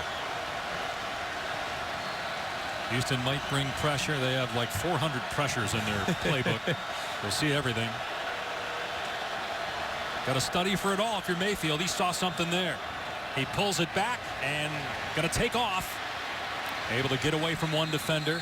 Tapped out at the 48-yard line, so a 5-yard run for Baker Mayfield. Baker Mayfield with a good check. You see Todd Orlando right there. He says in a given game plan, they might call 30 or 40 pressures, which is a really, really high number in college football. 2nd down and 5.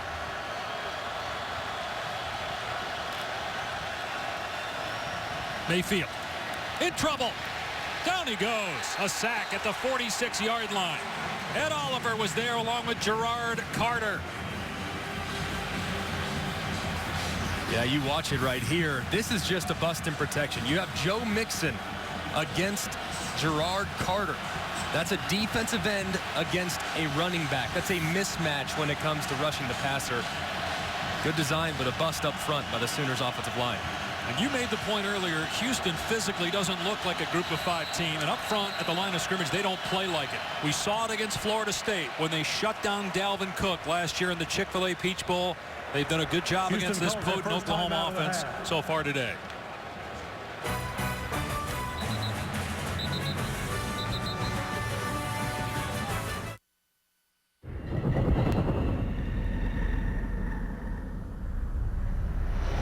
Been there as a new quarterback for Nick Saban. It doesn't seem to matter if you're new. It's hard, man. It's hard going against a good defense like USC, but tell you what, whoever's going to get that job, they better be ready to handle the pressure. And you did. Won a national title your junior season as Mayfield throws here on 3rd and 7. It's caught. Westbrook waiting, gets the first down. All the way to the 37-yard line. D.D. Westbrook, the newcomer of the year in the Big 12, as a former junior college All-American. Watch the receivers on the outside. Look how long they engage these blocks. Jeff Made, 15, pushing the outside. D.G. Westbrook setting it up. Well done on the outside. Westbrook will get the yards. Here's and Westbrook get some more right here. Down to the 30-yard line, brought down by Adams. A gain of 8 on the play. Westbrook will get these yards, but it's the guys blocking in front of him that really deserve a lot of credit, springing him and allowing him to work in space. They've targeted Westbrook 6 times. He's caught all 6 passes. Granted, there are a lot of short throws to him. Out in the flat.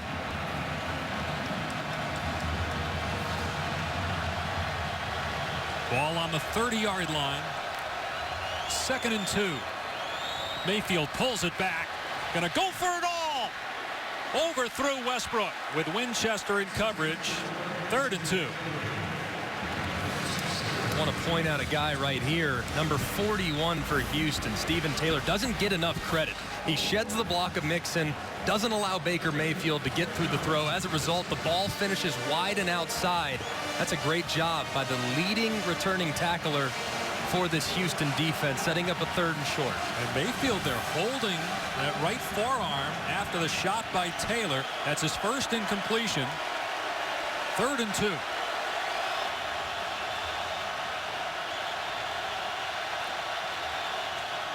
They're going to throw it. Mayfield moving around, trying to see over the defense. Now runs.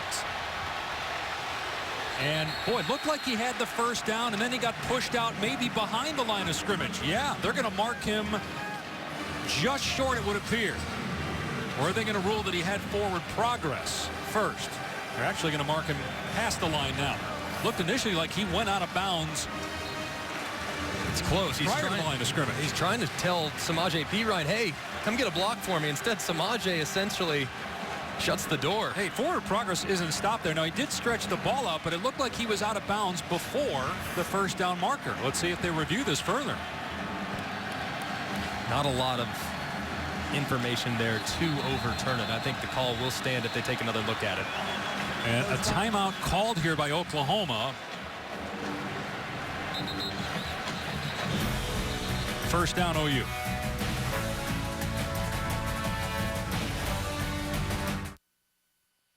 At the Lincoln Summer Invitation Sales Event, it's time to relax. Nothing like a game with playoff implications on September 3rd, but that's what we have with Oklahoma there last year, ranked 3rd to start the season. Houston, if it were to win this game, they'll be the talk of college football just about every week with their schedule. First down for Oklahoma inside the 30-yard line. Mayfield off play action, drilled and sacked by Stephen Taylor. He had 10 sacks a year ago.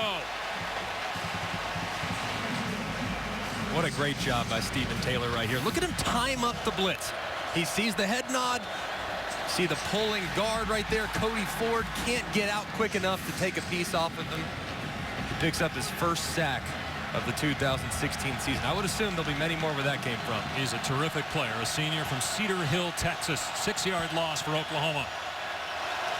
They spread it out here 5 wide. Mayfield with a quick toss to Mixon. Houston all over it. Mixon loses a couple. Gerard Carter there first along with Matthew Adams. If you've noticed, guys, Oklahoma has completely abandoned any attempt to run the football. I don't know if it's a lack of confidence in their offensive line. Perine, this entire drive, aside from the attempt where Baker Mayfield got hit throwing the post, has been a bubble screen, a flare route, or a wide receiver quick screen. I think they're trying to get Houston tired on defense, but right now, Houston's got all the momentum. It's not working. Perine has been in and out of the lineup due to injury in this game. 3rd and 18.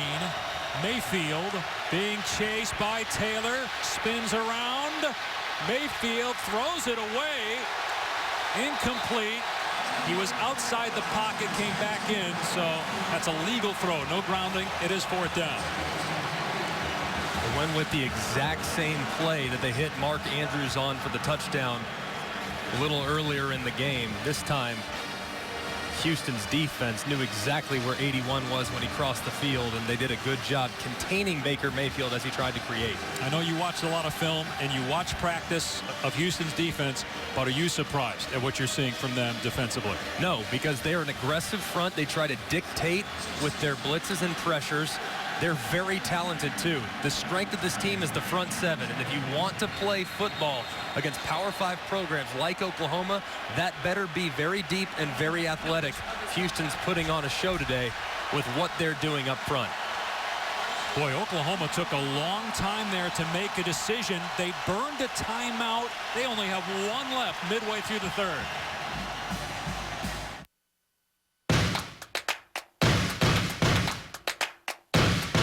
This is a call. You can also see it streaming live on the ESPN app and watch ESPN. 53-yard field goal attempt, which would be a career long for Austin Seibert. It's short, and here's Brandon Wilson returning it. Wilson past the 30, past the 40. Wilson might take it all the way. He hurdles his own man and takes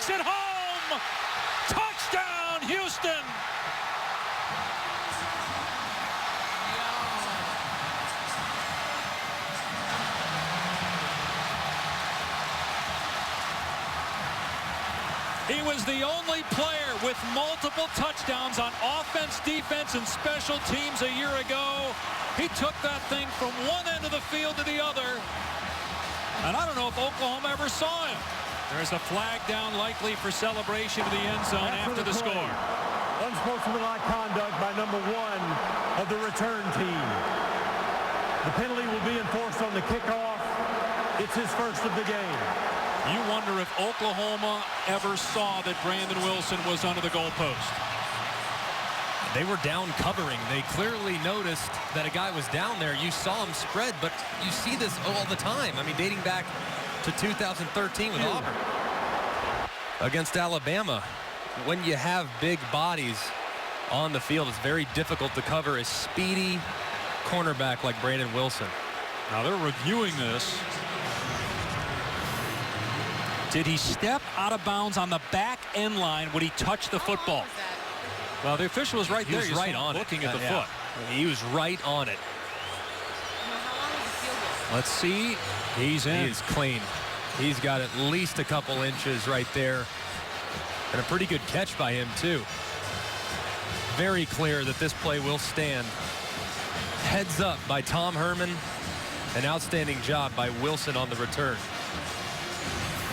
Officially a 100-yard kickoff return, or excuse me, missed field goal return for a touchdown, but that's basically 109 7/8. Man, he was on the tip of the back line.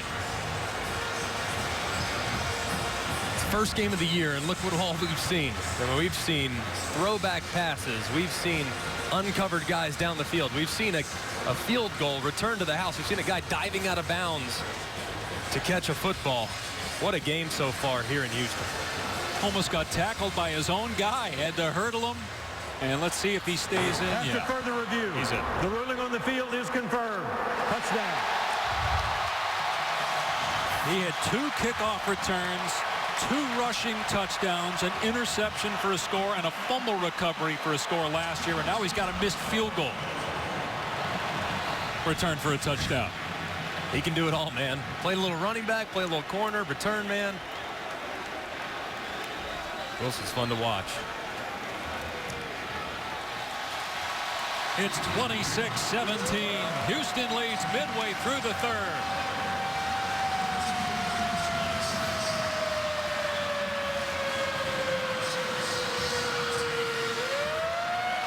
Take a look at it. I mean, look at, they're starting to cover down a little bit too late.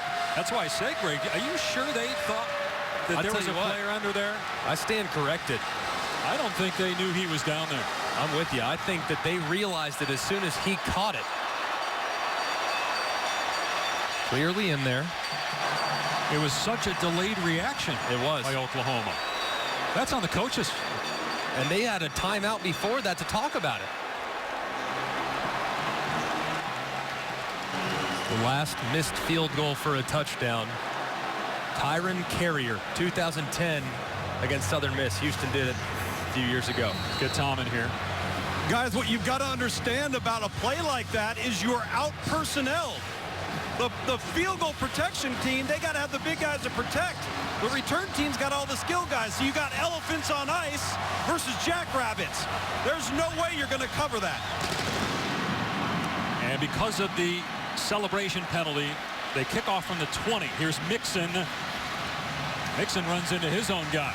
Brought down to the 32-yard line. But decent starting field position for Oklahoma. Well, last year, Houston first onto the national scene, beating Florida State in the Chick-fil-A Peach Bowl.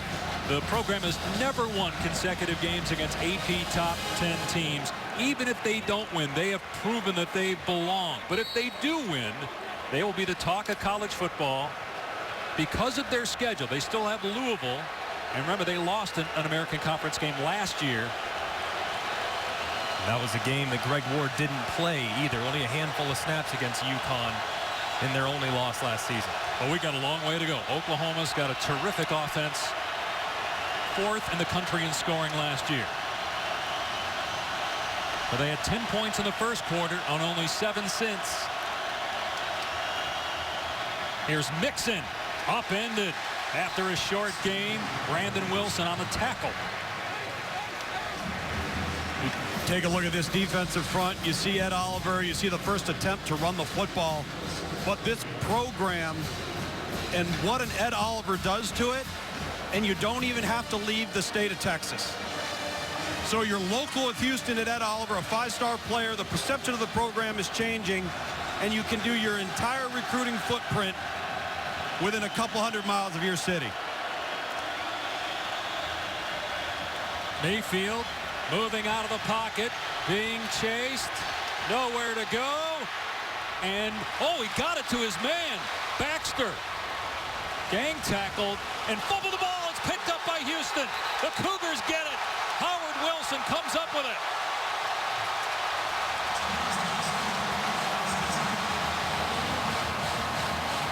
The ruling on the field was a fumble recovered by the defense. First down. Just a great play by Mayfield to keep the play alive and find Baxter, but then he couldn't hang on to the ball. Mayfield thinks he was down. And Baxter is going to the ground. Watch this left knee. Let's see if it goes down before the ball comes out. It looks to me like this call is going to be overturned. Now, you can't see where the ball's coming out at, though, so it's difficult to tell. Remember, if the ruling on the field is a fumble and you can't see the ball clearly in possession, then they don't have enough video evidence to overturn it. If you can't see the ball, knees down right there. Can you see the ball clearly? The right arm still has the ball, and then you see it get jarred loose. The ruling on the field was a fumble recovered by the defense. The previous play is under further review. We have American Conference replay officials. Again, can you see the ball clearly enough to say with 100% certainty that that was not a fumble? Because the ruling on the field was that it is. You can see the ball in the right arm right there, knees down, and you don't see the football anywhere from any angle. It's got to stand, right, based on the rules of replay when you can't see the ball at all? Has to be indisputable video evidence. And when the ball is blind to the naked eye, you can't see it. It's impossible to know when that ball started to come out. So since the ruling on the field was in fact a fumble, I think this play might have a chance to stand. Luke, did you get a look at it down there from where you were standing as to how the ball came out and how fast it came out? No, I didn't. It happened so fast. And as you guys are seeing, and of course I'm looking at the Jumbotron, not seeing all the looks that you guys have, the way he was contorted and pulled around, if you focus on the left knee, which I know is what you guys are looking at, it goes to Dave's point. Can you see that knee and the ball at the same time? No, Loogie, we don't, man. You see the knee down, but the ball, you can't see it conclusively with the replay angles we have. So it's going to be interesting, guys. This is, I mean, you talk about a difference maker of a momentum swing.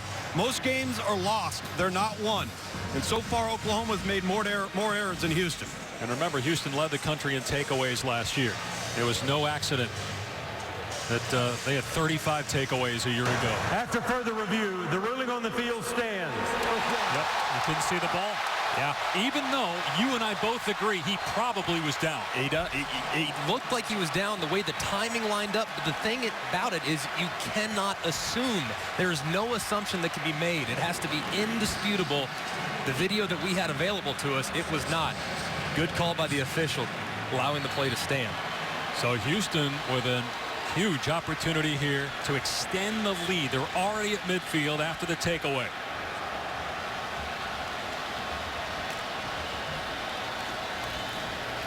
Warren will keep, and he'll get squashed. Charles Walker takes him down for a loss in a play. Tell you what, you got to give Oklahoma's defense a lot of credit. I mean, they've limited. They knew that the quarterback run game could really hurt them.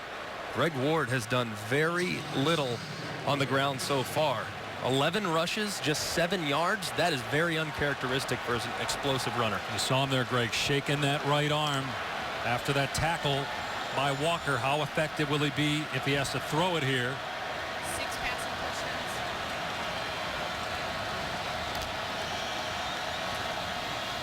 touchdowns. Option and a late pitch, but they ran out of room on the boundary. Okoronkwo was there. Catalan took the pitch. and went out at about the 47. Another setback. 1 yard loss. 3rd and 12. See Ward there still favoring that right arm a bit. Just a little bit. And you have to assume his right arm is just a little bit bruised or something. That can affect very easily the way the ball comes out of your hand. Forearm is very tender, makes it difficult to throw the ball accurately.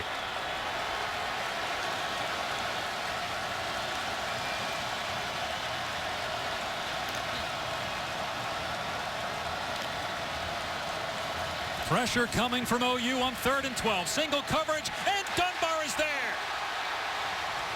Dunbar at 100 yards in the first half.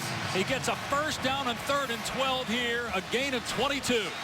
Going against Oklahoma's best corner on the back shoulder. It's impossible to cover. And Greg Ward has hit not one, but now two to Dunbar down the left-hand side on that exact throw. Big-time pickup. And Greg Ward continues to excel on 3rd down in the field.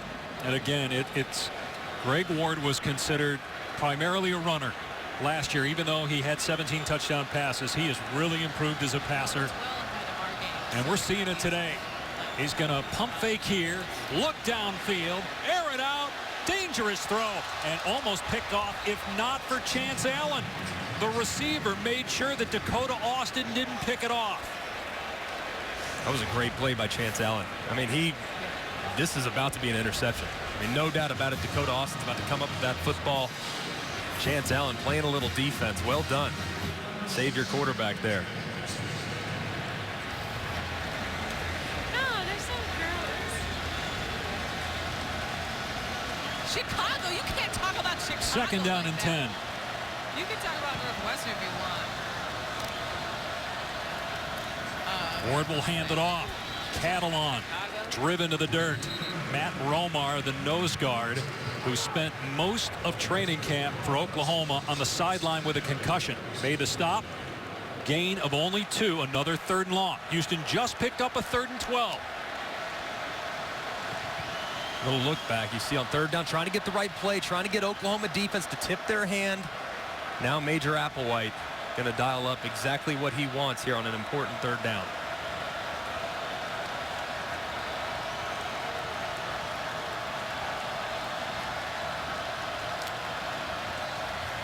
Pass play for Ward, and terrific catch by Tyler McCloskey, a guy that does a lot of the dirty work in the run game, gets rewarded with a big catch to move the chains. And how about the ball placement? I mean, this is well covered right here by Jordan Evans. Throwing it away from the defender, and then McCloskey dragging the big linebacker just enough for the first down.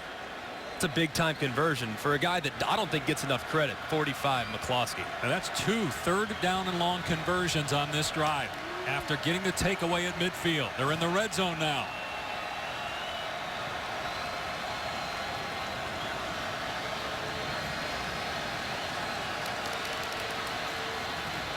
It's Catalan, stood up, and it's Jordan Wade there first for Oklahoma. Minimal gain on 1st and 10. Keep going back to Greg Ward and how dynamic he was when you put on the tape and watched him run around and create and be explosive on the ground. Seeing the clinic that he's putting on through the air has got to be really encouraging for this Houston offense. Got a touchdown pass in this game. 2nd and 10. And here's De'Aaron King inside the 15-yard line. Tackled at the 14 by Evans. King, a true freshman who signed as a quarterback, was moved to wide receiver when there were some injuries at that position. Up-tempo Houston trying to get up to the line quickly on 3rd and 4.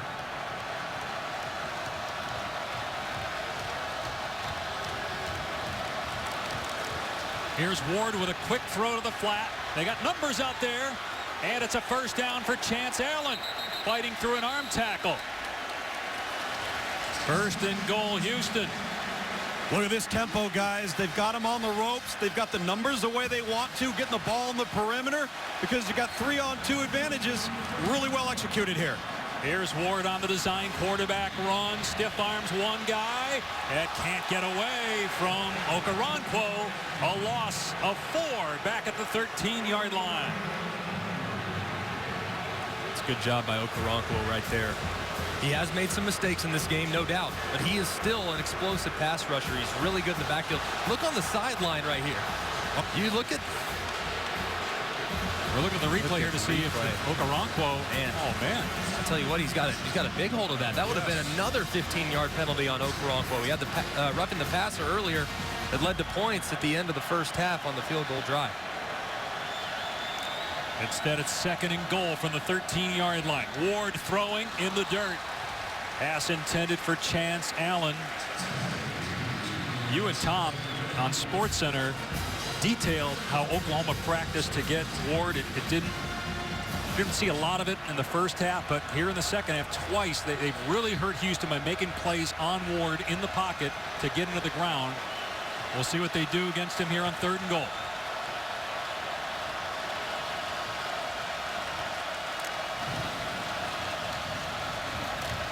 Pressure up the middle.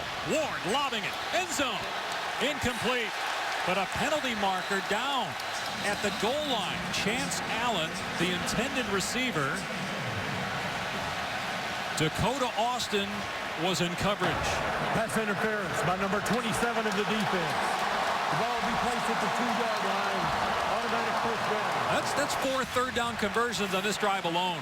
And think about how they've gotten some third downs in this game. You've had a pass interference early on that led to points. You have a pass interference here that very well could lead to points, possibly 6 points here as they get 1st and goal from the 2-yard line. You have a roughing the passer that led to a field goal at the end of the first half. I think is the correct call. They got to be smarter when the ball's in the air. 1st and goal on the 2. That's Catalan behind Ward. Ward to throw. He's got McCloskey, and he's got a touchdown.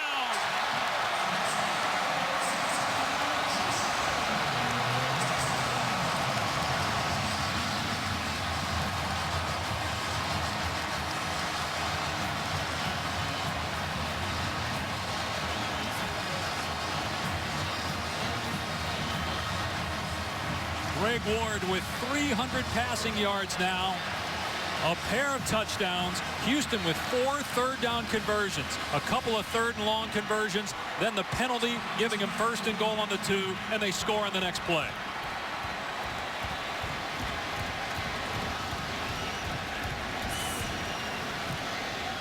It's a 16-point Houston lead late in the 3rd quarter.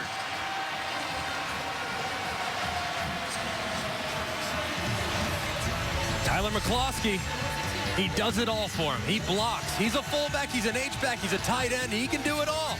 Right there, giving him a little love on the goal line. Touchdown, Cougars.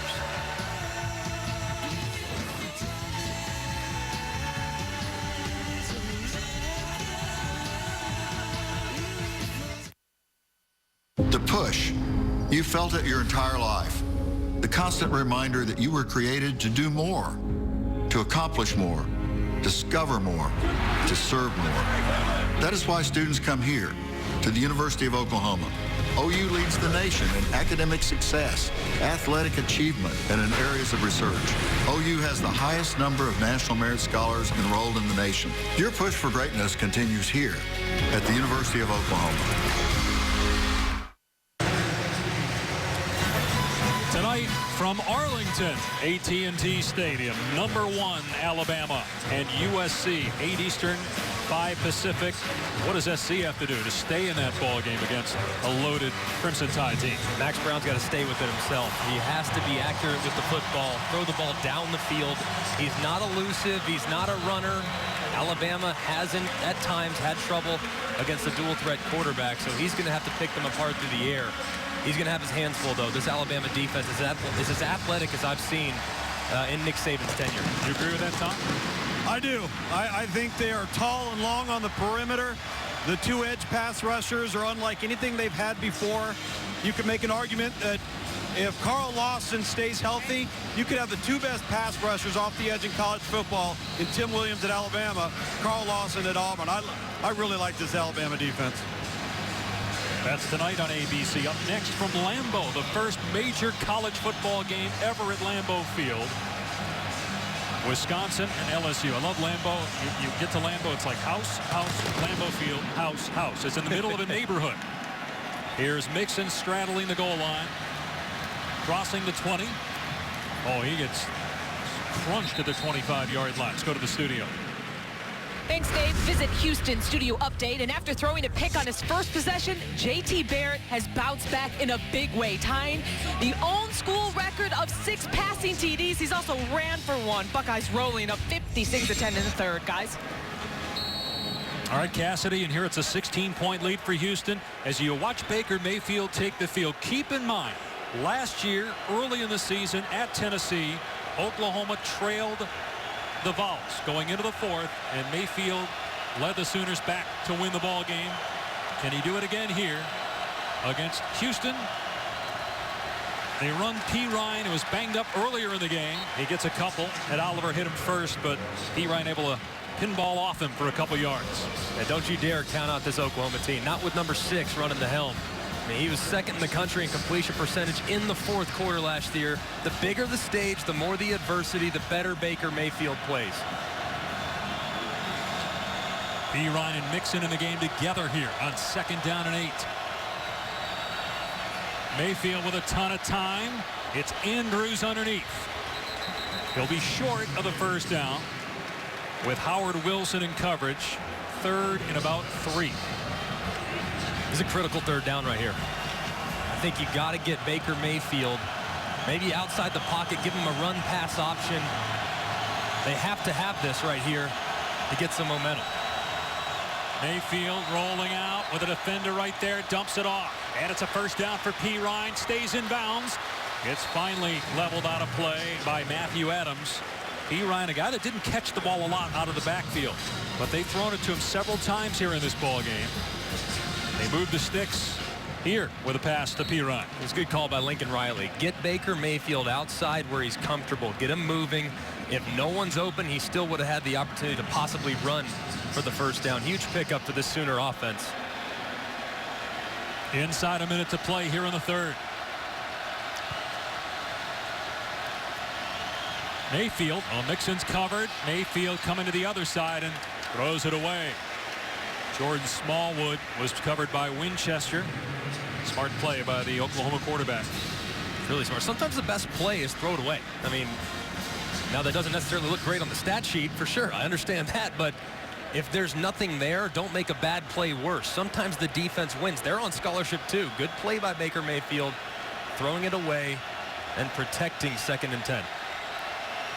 Only 3 incompletions on the day for Mayfield. He was perfect in the first half. 2nd and 10 from the Sooner 47-yard line. And the play clock is down to 3. They're not lined up right. Play clock at 1. They have only 1 timeout. They get the play off. Mixon reversing field.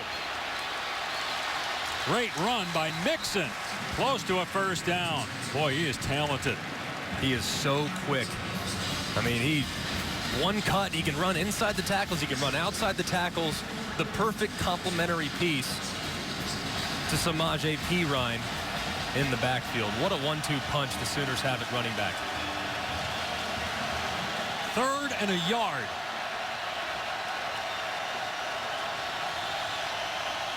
The play clock and game clock are the same, so they got to snap it here. Final play of the quarter. Mixon on the catch. And Mixon meets the defender at the 40. Winchester has the first down to the 39. So Oklahoma's on the move, but it's all Houston right now. The Cougars 33, Sooners 17 with 1 quarter to play.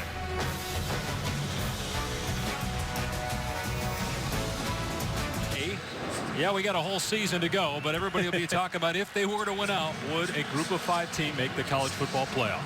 With a potential win over Oklahoma and Louisville? Absolutely. First things first, Oklahoma on the move here inside the 40. And this could be a double pass. It is. Westbrook throwing it downfield, incomplete. He had Flowers. This one will haunt you. I've missed throws like this before, believe me. This one, D.D. Westbrook, I'll remember this one for a while. Just tried to steer it. Anybody that's learning the quarterback position at home, never steer it, just throw it. Got a little bit too cute. Didn't finish his throw as a result. A little bit too far for the intended wide receiver. A missed opportunity there. Houston's making the big plays. Oklahoma has been just off since that first quarter when they scored 10 points. Mayfield lost the ball. Houston's got it. Another turnover by the Sooners.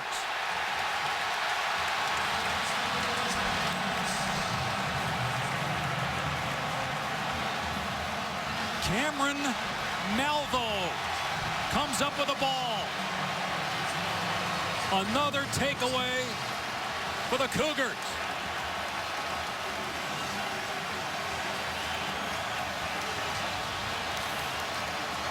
And look at this right here.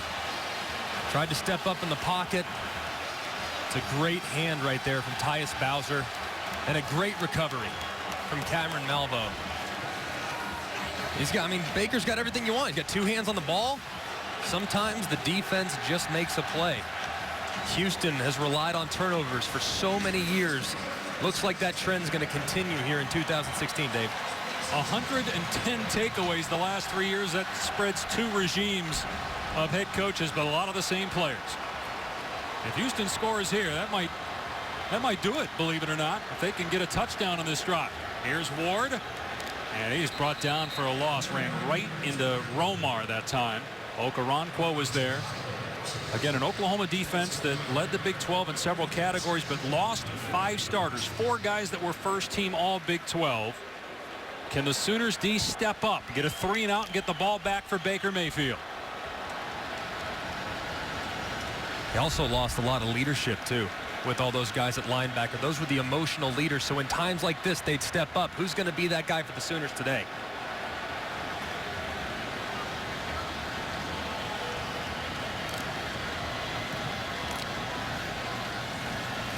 Ward to the air.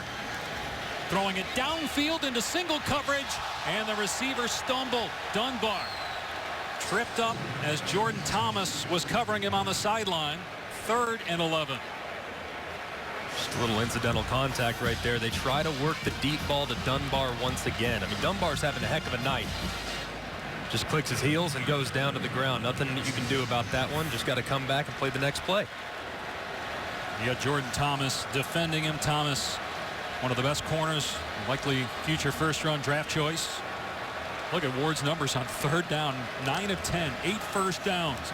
Pass a little behind Catalan on 3rd and 11. Turns it upfield and gets to midfield, and that's it. Cobb on the tackle.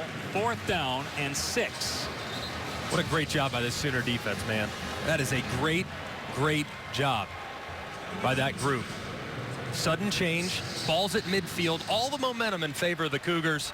They come out 3rd, 3 and out, and now their offense is getting the ball back, Ludes. Here's the most important part, though. Get enough on offense to put Oklahoma in bad field position. Flipping field position here for Houston on defense might be the most important thing of that drive right there. Saw the Houston players turn to the punter, and as if to say it's off. We wonder if they were maybe thinking about a fake there, if there's an option at all, the way they signaled to the punter. Roy gets off a great punt. Houston's down there. Oh, they had a chance to keep the ball out of the end zone.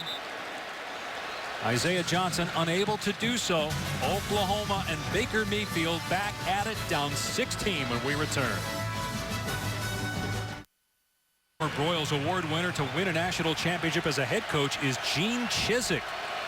As an assistant at Auburn in 04 and won the national title as the head coach with Cam Newton in 2010. We have a pair of former winners of that award here. Lincoln Riley, the offensive coordinator for Oklahoma, and Tom Herman, the Houston head coach. Mayfield rolling out on 1st down, and his pass is caught by Jarvis Baxter, so a gain of 8 on the play. Right now, if you're Oklahoma, you just got to play it. I know it sounds so cliche, but you just got to focus one set of 10 yards at a time. Just think about 3 downs that you have to go 10 yards. It's all you have to focus on. Don't think about what the score is or anything else. Driven to the ground in the backfield is P. Ryan. Nobody blocked Nick Thurman, so they lose 4 on 2nd and 1. Pirine has just not been able to get going today, but we saw that last year when Dalvin Cook struggled to run the football. Only 31 rushing yards for Pirine. Granted, he missed a lot of time in the first half due to injury. And here comes big number 10. Nick Thurman, warm out. Watch big number 10 right over the middle of the ball going against Jonathan Alvarez, who's making his first career start at center. Mayfield over the middle, broken up by Wilson, incomplete. Intended for Westbrook. Oklahoma down essentially 2 scores still. 2 touchdowns, a pair of 2-point conversions. We'll punt it here instead of going for it fourth down. Really well covered. I mean, there's nothing else to say. Well protected up front by the offensive line. No leakage in protection. You have guys running. It's just blanket coverage all over the place. Very difficult to hit a guy in stride and allow him to squeak out the back door when they're playing that close of coverage in the secondary. Line drive here. Dunbar signaled for the fair catch. Pretty good field position for Houston when we come back.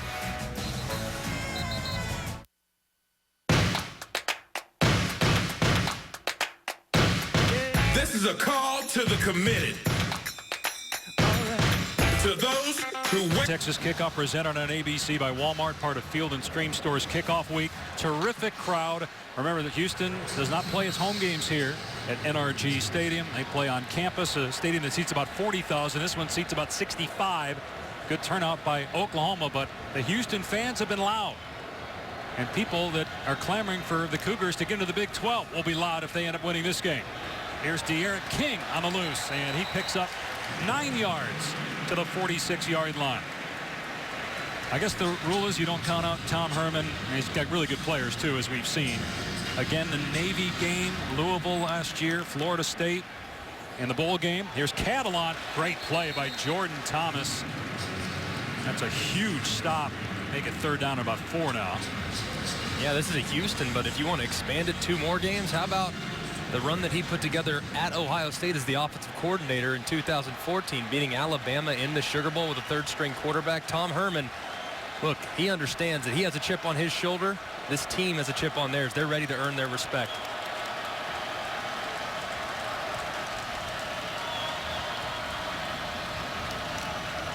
Huge play here for the Oklahoma defense. They rush 3, and the pass is batted down at the line of scrimmage. So the Oklahoma defense, thanks to the hand of Charles Walker, might get off the field unless Houston goes for it on 4th down. I don't think they will. I don't think it's a safe play, Dave. They're going to go ahead and kick it again. Field position will be pivotal here as the 4th quarter continues to wind down. And thank goodness for Oklahoma, you get the hand up and bat the ball from the 5'11" quarterback there in Greg Ward.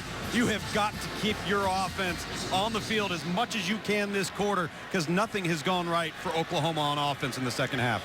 Lugs, watching this Houston team, I mean, people that don't know them, you might not think they have the same level of talent as Oklahoma. That is starting to change with their most recent recruiting class, is it not? It totally is. They look like TCU on the hoof, guys. That's what they look like. On the punt return, out of bounds at the 25-yard line, Oklahoma will start the possession there. Trailing by 16 points. ABC by Walmart as part of Field & Stream Store's kickoff week. Oklahoma with the football, 10.5 remaining. Dave Pasch, Greg McElroy, Tom Luganbill. It's been all Cougars since the first quarter. Mayfield taking off and getting about 3 yards on the play. Ed Oliver on the stop. So much motor this young man has. I tell you what, he is going to be really, really special. Did you see that, dude? We're talking about a quarterback that can run, and Ed Oliver just chased him down, going the other direction. Wow. Wow. They told us at one point in practice, he told the coaches, I can't feel my legs. He still ran the play and totally blew it up. This pass by Mayfield soars over the head of Dimitri Flowers. He had Flowers too. It's 3rd down and 7. But it's amazing how a guy like Ed Oliver can change your program, even though clearly they're headed in the right direction. But take a look at him right here. I mean, he's moving up, completely runs the loop, gets a hand on Baker Mayfield's backside and pulls him into him. That right there is special. Unreal. And he's 18 years old. That's the scariest part. Again, if they get into the Big 12, along with what Tom Herman is building here, with more players like Ed Oliver, Could be fun to watch this program over the next 5-6 years. And they bring pressure here on third down. Mayfield's pass high again. He just has not been on since the first quarter. He's intended for Baxter, fourth down. This whole Oklahoma offense hasn't been on. But you know what? Credit needs to go to this Houston defense. They've limited big plays. They had a few, and they resulted in points. Think about the long throw to Mixon, the long run by Mixon. Andrews on a deep touchdown after a blown coverage defensively. This defense hasn't given an inch, and they deserve an awful lot of credit. Seibert's punt. Fair catch signal, and Dunbar has it. Yet keep in mind, Oklahoma's been in this position before, preseason top 5, and they have not fared well. Did you know that Chevrolet is the most awarded car company 2 years in a row? Oh, wow. Surprise. Chevy's coming out with some nice stuff. The design's great. I love it. Number 1 in my book. And Chevy's going to give you 0% finance. Right here, but he stayed in bounds. They reviewed it to see if he stepped on the back line when he caught the ball in the end zone, and the ruling on the field of a touchdown was confirmed. So a 1st and 10 for Houston after the OU punt on the Cougar 27.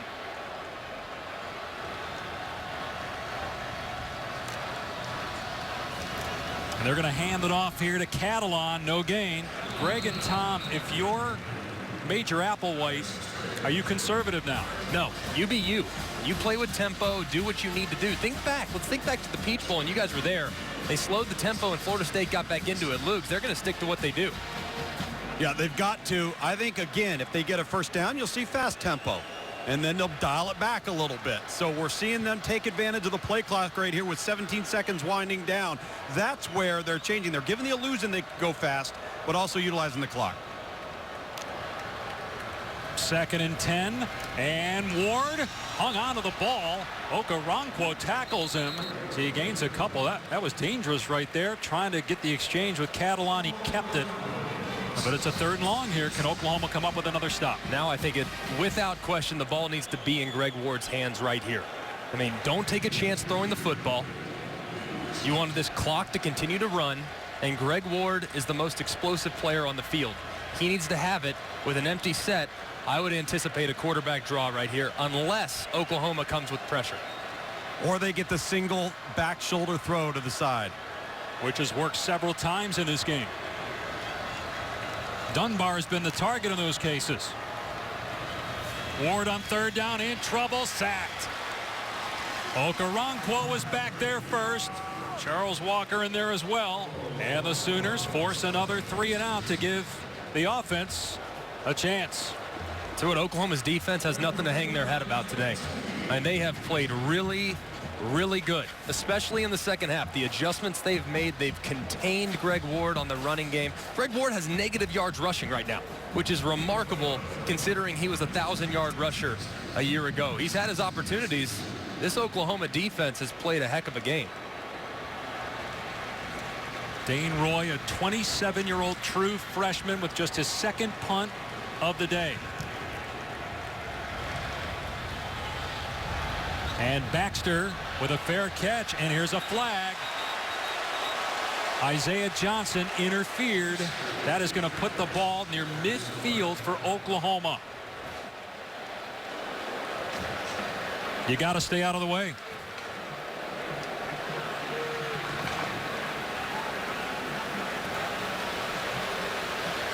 This is shocking. I've never been a gunner on punt team as a former quarterback, but I don't understand how you can make that mistake. You're up by 16. Oklahoma's about to have to go 65 yards, and they might get a free 15. Kick catch interference on the kicking team. It's a 15-yard penalty and a first down. All right, let's bring in our national recruiting director for ESPN, Tom Luganville. Well, we talk so much about Oklahoma's presence in recruiting down in the state of California, state of Texas. You look at the map. Of course, they're going to have a significant presence, but look at Houston the last 2 years under Tom Herman, and look at not only the players that have been signed in the classes out of the state, but also the players out of Houston and the immediate area. Now, we've heard some backlash for some Big 12 coaches that we've had discussion about expansion. Why do you think that is? I'll tell you why it is. Because in recruiting with the footprint, they could recruit their entire class here at Houston and not get on an airplane. That's amazing. as Mayfield steps up in the pocket and takes off across the 45. Here's a flag thrown in the backfield. And this is going to be on the Sooners. Holding number 74 on the offense. It's a 10-yard penalty and replay first down. So you take a look at this graphic. Now that's staggering. So what we've done is we've taken the last two classes, and if the kid came from Houston, that's 0 miles we calculated. And then the surrounding areas, and then the rest of the state, if you calculate all of their signees, the average is 32 miles away from campus. That's unheard of in recruiting, and this is a highly populated city, one of the reasons why it's very attractive for Big 12 expansion. And if the Cougars hang on, this win will speak loudly to a lot of people, including the playoff committee. Mayfield in trouble, somehow gets out of there. They finally corral him for a sack at the 37-yard line, and guess who? Ed Oliver, who we've talked about a lot. 5-star recruit. Look at the motor. Just watch him. I mean, he starts on the stun away. He makes sure the back doesn't get out too clean. And then, you know what? Let me go find this quarterback on the sideline. Let me get a hold of him. I want to get a sack. Ed Oliver, excuse me, is just incredible at nose tackle. For an 18-year-old super freshman, he's going to be a handful for everyone he plays this year. Second down and 22. You'd have to think Oklahoma's 4-down territory with 6.5 to go. They got to hurry the play clock down to 2. Mayfield over the middle. Andrews dropped the ball. Pass might have been a little high, but normally sure-handed Mark Andrews unable to pull that one down. So it's 3rd down and 22. Are you with me? This is 4-down territory for Absolutely. Oklahoma? Yeah, 2-score game. You got to make sure you have enough time left on the clock if, in fact, you are unsuccessful on a 2-point conversion. If you score, especially with the way your defense is playing and the way Houston can explode, you got to go for it here. But you got to get something here. You can't be in 4th and 22. They try to get something, a chunk with Westbrook, and they do out to the 49, or excuse me, the 44. So 7 yards, but it's 4th and 15, and right. Oklahoma will go for it here. I'm trying to rack my brain. I think you got to find 25. Joe Mixon, who's going onto the field right now. I think he's going to be eaten up because I expect Todd Orlando, the defensive coordinator, to blitz right here. Therefore, the next best target, find number 11, D.D. Westbrook. He's alone at the top in one-on-one coverage. Mayfield on 4th and long. Everybody covered. Mayfield looking, takes off, but no way. He loses the ball. Mixon picks it up. Now Mixon running back at the 30-yard line. And he's drilled at the 29 by Howard Wilson. The Cougars will take over on downs inside the Sooner 30. Let's go to the studio and check in with Cassidy. Thanks, Dave, and what no doubt will be one of the best stories of the day. Cancer survivor James Conner in his first game back, delivering a stiff arm for one of his 2 touchdowns so far today. Pitt up 14-0 over Villanova at the half, and coming up at 3:30 Eastern on ABC, Leonard Fournette and LSU taking on Wisconsin in the first ever major college football game at Lambeau Field. Dave, Greg? Be interesting to see if Wisconsin can stay in that ball game and just how good LSU's offense is this year. Yeah, you think about Dave Aranda now, the defensive coordinator from Wisconsin, now the defense coordinator at LSU. I wonder how much he knows about that Wisconsin offense. I'm looking forward to seeing his debut for the Tigers of LSU. From the Sooner 30-yard line, here's King. He's inside the 20-yard line and pushed out of bounds at the 15. Take a look at our Pacific Life game summary with 5.5 remaining here in the 4th quarter. The big play, obviously, the missed field goal return for a touchdown. And Oklahoma had a big drive in that first quarter, and they have really done nothing on offense since. Yeah, I mean, it's just been big plays for Oklahoma. They haven't been able to consistently sustain drives offensively. Baker Mayfield hasn't played a bad game, but they haven't been able to attack in the run game. This Houston defense has been tenacious. I am so impressed with this bunch and how athletic they are. Here's Catalan pushing the pile. The clock continues to run. And if you're an Oklahoma fan, you've seen this movie before. Your preseason top 5. You have all the hype. You're coming off a playoff appearance. And you struggle out of the gate. And look, if I'm Oklahoma, if I come up short in this game, still have 11 games against a Power 5 schedule, a 9-game Big 12 schedule. Plenty of meat on the bone to get back in the conversation, including a non-conference game against Ohio State in a couple weeks. This Oklahoma team, you better not count them out just yet. Well, they clearly got some work to do on defense. Offensive line more than anything else. Right. That offensive line has got to come together. And how healthy is Pirine the rest of the way? Here's Catalan running through defenders, pushing the pile, and down to the 1-yard line. Houston about to provide the dagger with 4:15 on the clock and a 1st and goal. They go up tempo. Oklahoma not lined up. Had trouble with the handoff. The ball is fumbled into the end zone. Oklahoma has it, it would appear. It's a touchback. Oklahoma has possession in the end zone. A turnover on the goal line by Houston with 4:03 to go. Wow. Why do you do that, guys? Just hand the ball off. Makes no sense. On the goal line, 1-yard line, Oklahoma's hands on their hips defensively. They're worn out. They're gassed. Why have a zone read right here where the quarterback has a 50-50 option? Unbelievable. This can only end poorly. You give it because you have 3 downs to score, maybe 4 if you want them. Run the ball downhill. Hand it off and walk away. Will Johnson recovered it. You see Catalan, if he recovers, it's a touchdown. But Will Johnson pounced on it first. It'll be Oklahoma ball on its 20-yard line. Here's the only thing. I mean, we see that so often, though. I mean, they do it every single day. They don't drop the ball very often. And it's not like it's something that they're not doing throughout the whole game. So why at the 1-yard line? Because why not your offense? Because mistakes they increase the closer you get to the goal line. So I think you take any question out of it by just handing it. And even if he gets stopped short, you still have 2 more downs, maybe 3, to gain 3 feet. I mean, maybe a little bit less. More importantly, you hold on to possession of the football and the clock winds down because you're not anywhere near the sideline. I understand running your offense, but I would deviate just a little bit when I get to the 1-yard line.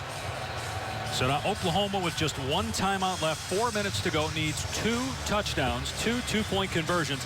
So they're reviewing this. After further review, the ruling on the field stands. 1st down. But again, Oklahoma has to score, get a 2-point conversion, get an onside kick because they won't have enough time with 1 timeout to kick it deep. Remember, they blew. They had to call a couple timeouts earlier. Very early in the 3rd quarter, much earlier than I'm sure Bob Stoops wanted to. So now you're stuck with everything has to go right over the last 4:03. He didn't have a shot just to tie the game. Biggest thing, just get a completion on the first snap. Get the drive started.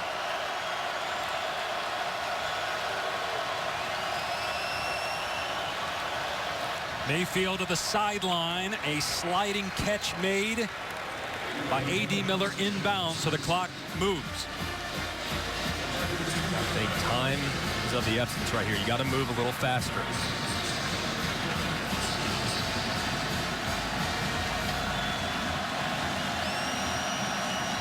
And the clock will stop if Oklahoma gets a 1st down. A lot of time off the play clock here for the check. They see the blitz off the right-hand side, so they're trying to get to it, but valuable time coming off. And 30 seconds between snaps, essentially. Mayfield, a strike to Westbrook, who's free. And Westbrook slammed to the turf. The clock will stop as they move the chains out to the 47 with 3:19 to play. At this point, maybe a double move with D.D. Westbrook, maybe a slant and go, something to try to steal one. A few plays into the drive, this is when you might take a chance to go downfield. Mayfield pumps to the sideline, and it's incomplete. And that's a good thing for Oklahoma that it was, because he appeared to be inbounds. And had he caught that, the clock would be running right now instead of it just being 2nd and 10. I'll be honest with you, Baker Mayfield's shoulder, his left shoulder went up, what makes me think he was trying to throw the ball deep. Westbrook sat it down, though. Maybe they weren't on the same page. It looked like they were trying to take a shot there, possibly, with the only really, truly experienced receiver coming back. Baker Mayfield trying to find him here in an important situation. Mayfield to Mixon out in space. But, man, again, Ed Oliver, the 300-pounder out there covering a running back on a swing route. The guy's like an amoeba.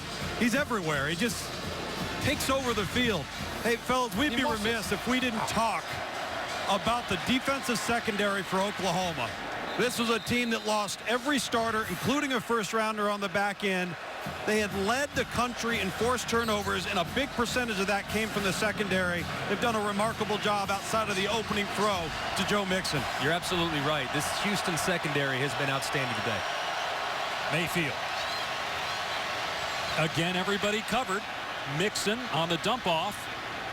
He runs through the arms of Garrett Davis. They stop the clock with the ball at the 39. Yeah, William Jackson was a first-round draft pick, late first-round pick. And as you guys watch film, I know you were uncertain. I think everybody was, including the coaches, about how this group would come together. But they were the bright spot on defense of training camp, according to the coaches. Mayfield looking for somebody to come open. It's Geno Lewis. Clock will stop again. 2:23 and counting. Once they reset the ball, ball is on the 25 of Houston. Mayfield with time. Now the pocket collapses, and the pass is out of bounds. Well, Mayfield got leveled by Matthew Adams. And they're bringing pressure. I mean, that's pretty amazing when you think about it. It's a 2-minute situation. It's huge, important downs. And you're able to call blitzes on the fly. Todd Orlando is. They practice these blitz schemes over and over and over again. He says, look, blitzes are our base defense. So they're very comfortable running them in these situations, and not a lot of teams are. So a lot of credit should go to this defensive coaching staff for the Houston Cougars. So Houston calls a timeout. 2:13 to play in the fourth quarter.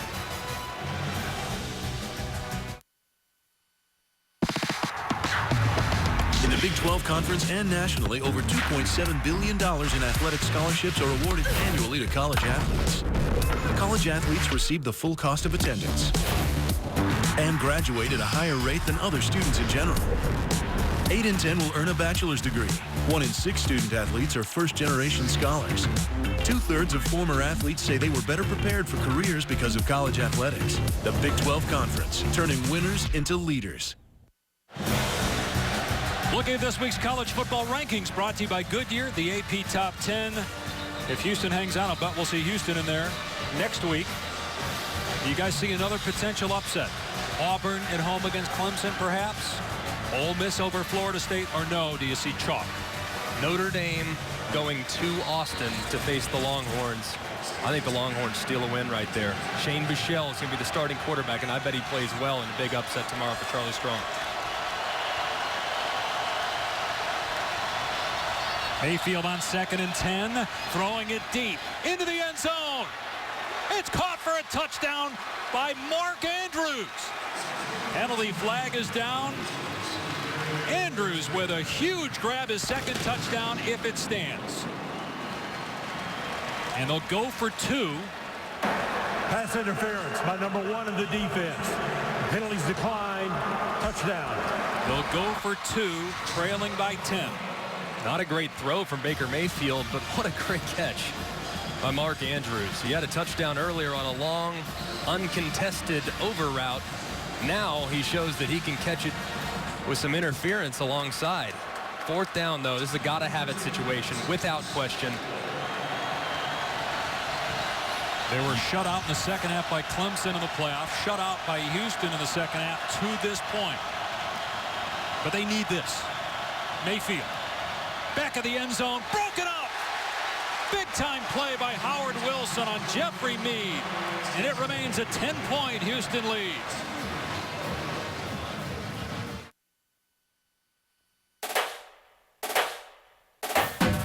It is that team. They never said us. Even in talking with the players yesterday, Herman had him so brainwashed that a couple of times Greg Ward said, well, that team last year. They listened.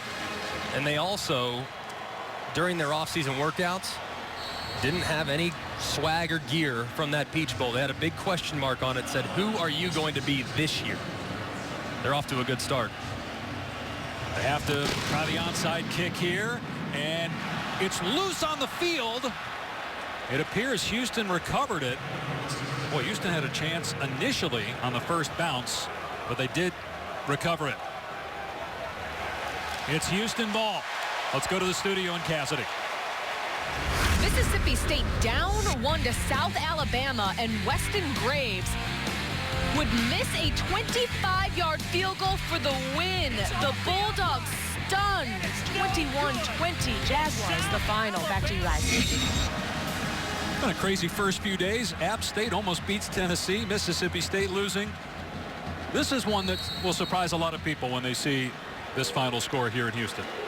I think maybe at first glance, but as soon as you start to dive into the Houston program, dive into the personnel they have, the playmakers they have, and this coaching staff, I don't think anybody should be surprised by how hard they played. Again, Oklahoma can only stop it one more time. Catalan on the run gets about 2 yards. Now, as we look at the Houston schedule here, and we'll see Louisville in the ACC November 17th, and then they have their American Conference schedule. With this win today, Greg and Tom, are they automatically in the playoff discussion now? Is everybody going to be watching each week to see if they win, knowing that if they win out, they're in? Absolutely, but Houston also has to keep in mind, from this point forward, they need to all go buy an Oklahoma jersey because they need to root for the Oklahoma Sooners, because if Oklahoma continues to play well and wins the Big 12, that's only going to better help their candidacy, Lugs, as they move forward throughout the season. Certainly could. Let's get this play here. I'll chime in on my thoughts and your absolutely comment. Here's Ward trying to stay in bounds. It'll be 3rd and long. Go ahead, Tom. Smart play there by Greg Ward, staying in bounds and just laying down. I think it's a little premature to say absolutely. I still believe with the schedule in its entirety, you're going to have to look at what other teams could finish undefeated, if maybe multiple teams. And it doesn't get easier within the American. It gets harder because when you have the best personnel, you're expected to win every game. If you slip up against anybody in your conference, it's over. And I think that's the scariest notion for Houston. And meanwhile, for Oklahoma, as you said earlier, guys, if they were to come back and win the Big 12, they're not out of the conversation, but clearly the guys that they lost on defense, they miss in a big way. And offensively, their line struggled today. They couldn't sustain drives. They need to figure out their offensive line. I mean, they got to be able to run the football a lot better than they did today in order to have the season a lot of people thought they could have. Tom Herman finding his wife. The Houston Cougars are the new darlings of college football. They knock off Oklahoma 33-23.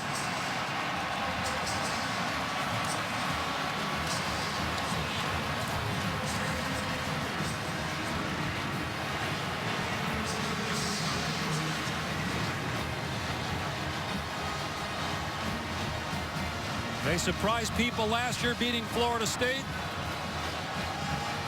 For the most part, they handled Oklahoma today.